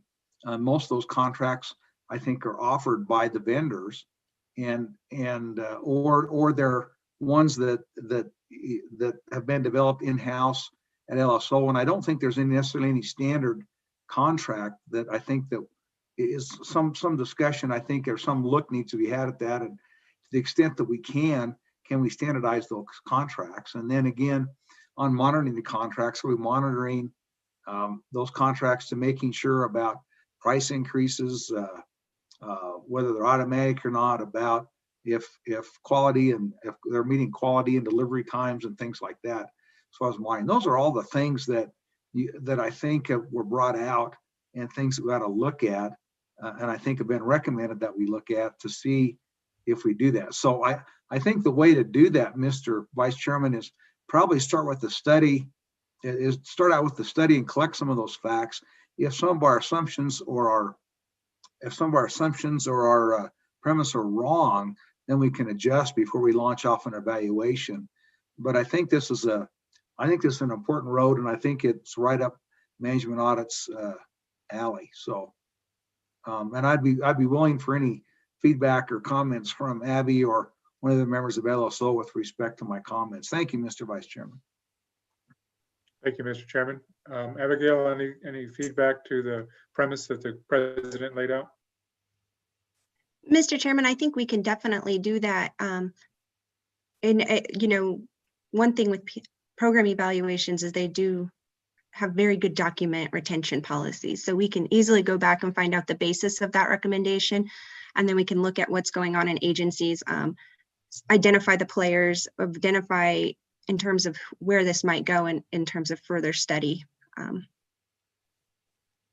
would be my thought. Oh, I guess, so is there any, I don't know if we need a motion for this particularly, but is there any objection to that being something that staff also begins working on? If there's no objection, we'll just ask that initial work be started, Abigail. Absent objection, we'll just do that as a just kind of a scoping paper, or give us some baseline to move forward with. Is that acceptable, Chairman Perkins? Thank you very much. Members, any further business that comes before the committee today? Representative Gray. Thank you, Mr. Chairman. I did want to discuss really quickly, I don't have a motion, but what the committee's thoughts are. I mean, it's probably our last meeting before we turn over. I think we got a lot done. I really enjoyed the work of this committee. But we did not end up initiating a program evaluation that went through to fruition. We did have the chins that didn't come to fruition. I just thought if you're okay with the Chairman, I'm curious if anyone has any thoughts on that, if we should have recommendations for the incoming committee, just kind of leave it blank slate. I mean, we've got the scoping paper today on what a program evaluation for the Office of Consumer Advocate would look like. But it's okay. We did. I think, my opinion, it's okay. I think we were working into it, and I think we're there, but I don't think we've quite got it handled where we want to go with the program evaluation. And in my opinion, it is something that is good to do. But I think one of the problems is that a lot of the topics that you think of have kind of been done. And like procurement and leasing, I'd love to, well, that was done in 2018, Business Council 2016. So anyway. Thank you. Any further comments? I guess in my view, and my point is, the committee has also gained 3 new roles in the past year and a half. I think that's accurate. We've become the home committee for 2 agencies, ETS and A&I, and the home agency for the Public Funds Division of Audit. So we also have a different role, and I think we're not quite, maybe we're still kind of feeling our way how to become that, how to actually do work and engage those agencies to make statutory changes. So I think we're in a transition, no question. In fact, you could convince me to do an evaluation on the Public Funds Division of the Department of Audit. It wouldn't be a very hard twist on my arm to say, let's just understand what we're getting, what the timelines are, what the mechanisms are, et cetera, and how that applies to the, the various entities that they are responsible for. We had a lot of discussion about that this morning and some challenges, but I certainly recognize the point, and it's well taken, Representative Gray, that we're still kind of feeling our way through understanding we've also taken on some other responsibilities. Further discussion from the committee? Further discussion?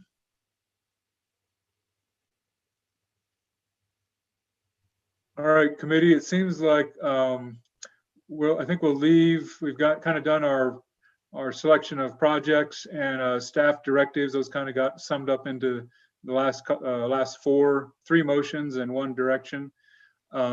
Future meeting schedule, I think we'll leave that to the next committee, but certainly as President Perkins mentioned, that there's a possibility we'll be having some meetings in the not too distant future. So any final words? I guess I'd say 2 things. One, my thanks for the service of Representative Crank, and now I've lost, oh, there he is, Representative Pelkey. I lost him on my screen. So thank you for your work in the legislature. Thank you for your work with Management Audit. We appreciate you. We value you, and we look forward to seeing you again in another venue, possibly. But we appreciate all you've done. If you'd like to say a word, Representative Pelkey, go ahead. Well, thank you, Chairman Barlow. All right, that's enough. That's enough. That was your 2 words. No, go ahead, Representative Pelkey. Thank you, Chairman Barlow and Chairman Perkins and the rest of the committee. I've enjoyed getting to know all of you over the past 6 years. It's been an honor and a pleasure to serve. I'm glad that we have new blood coming in, but I am going to miss being able to serve the state of Wyoming. Never in my life did I think that my last vote in the Wyoming legislature would be in support of a motion by Representative Gray, and I even seconded it for good time's sake. But anyway, it's been an honor and a privilege to serve with all of you, and Chairman Perkins especially. I wish you a speedy recovery, and hope you're healthy and in fighting form when the session eventually starts. So good luck to all of you. Thank you. Thank you, Charles. Representative Crank, Tom. Thank you. Eric, I would like to say it's been my honor and my pleasure to represent House District 18 for the last 4 years. You go out of the thing having met and made friends from all over the state, and really get a better appreciation for how this works. And for you folks moving forward, I hope that you get to meet in person. I think that does make a difference.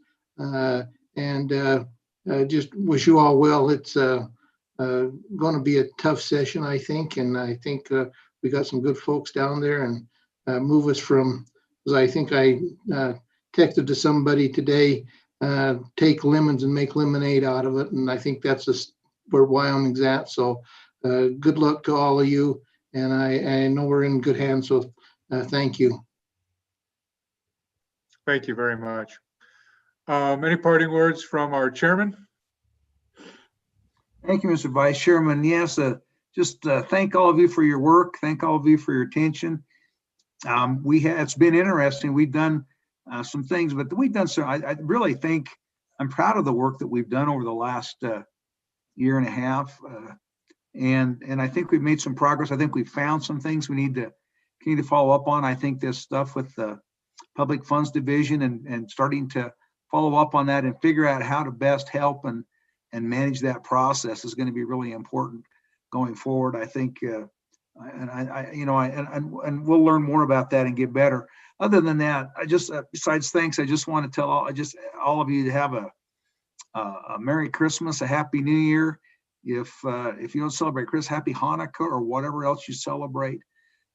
It's a great time to reflect. 2020 has been an interesting year in lots of ways. But take a minute and there are still so much to be thankful for in our lives and in our state, and make sure that as we start to put 2020 in our rearview mirror, that you do take time to take stock of friendships, relationships, the good things that have, the blessings that are in our lives, and continue to accentuate the positive in each of your lives as you move forward.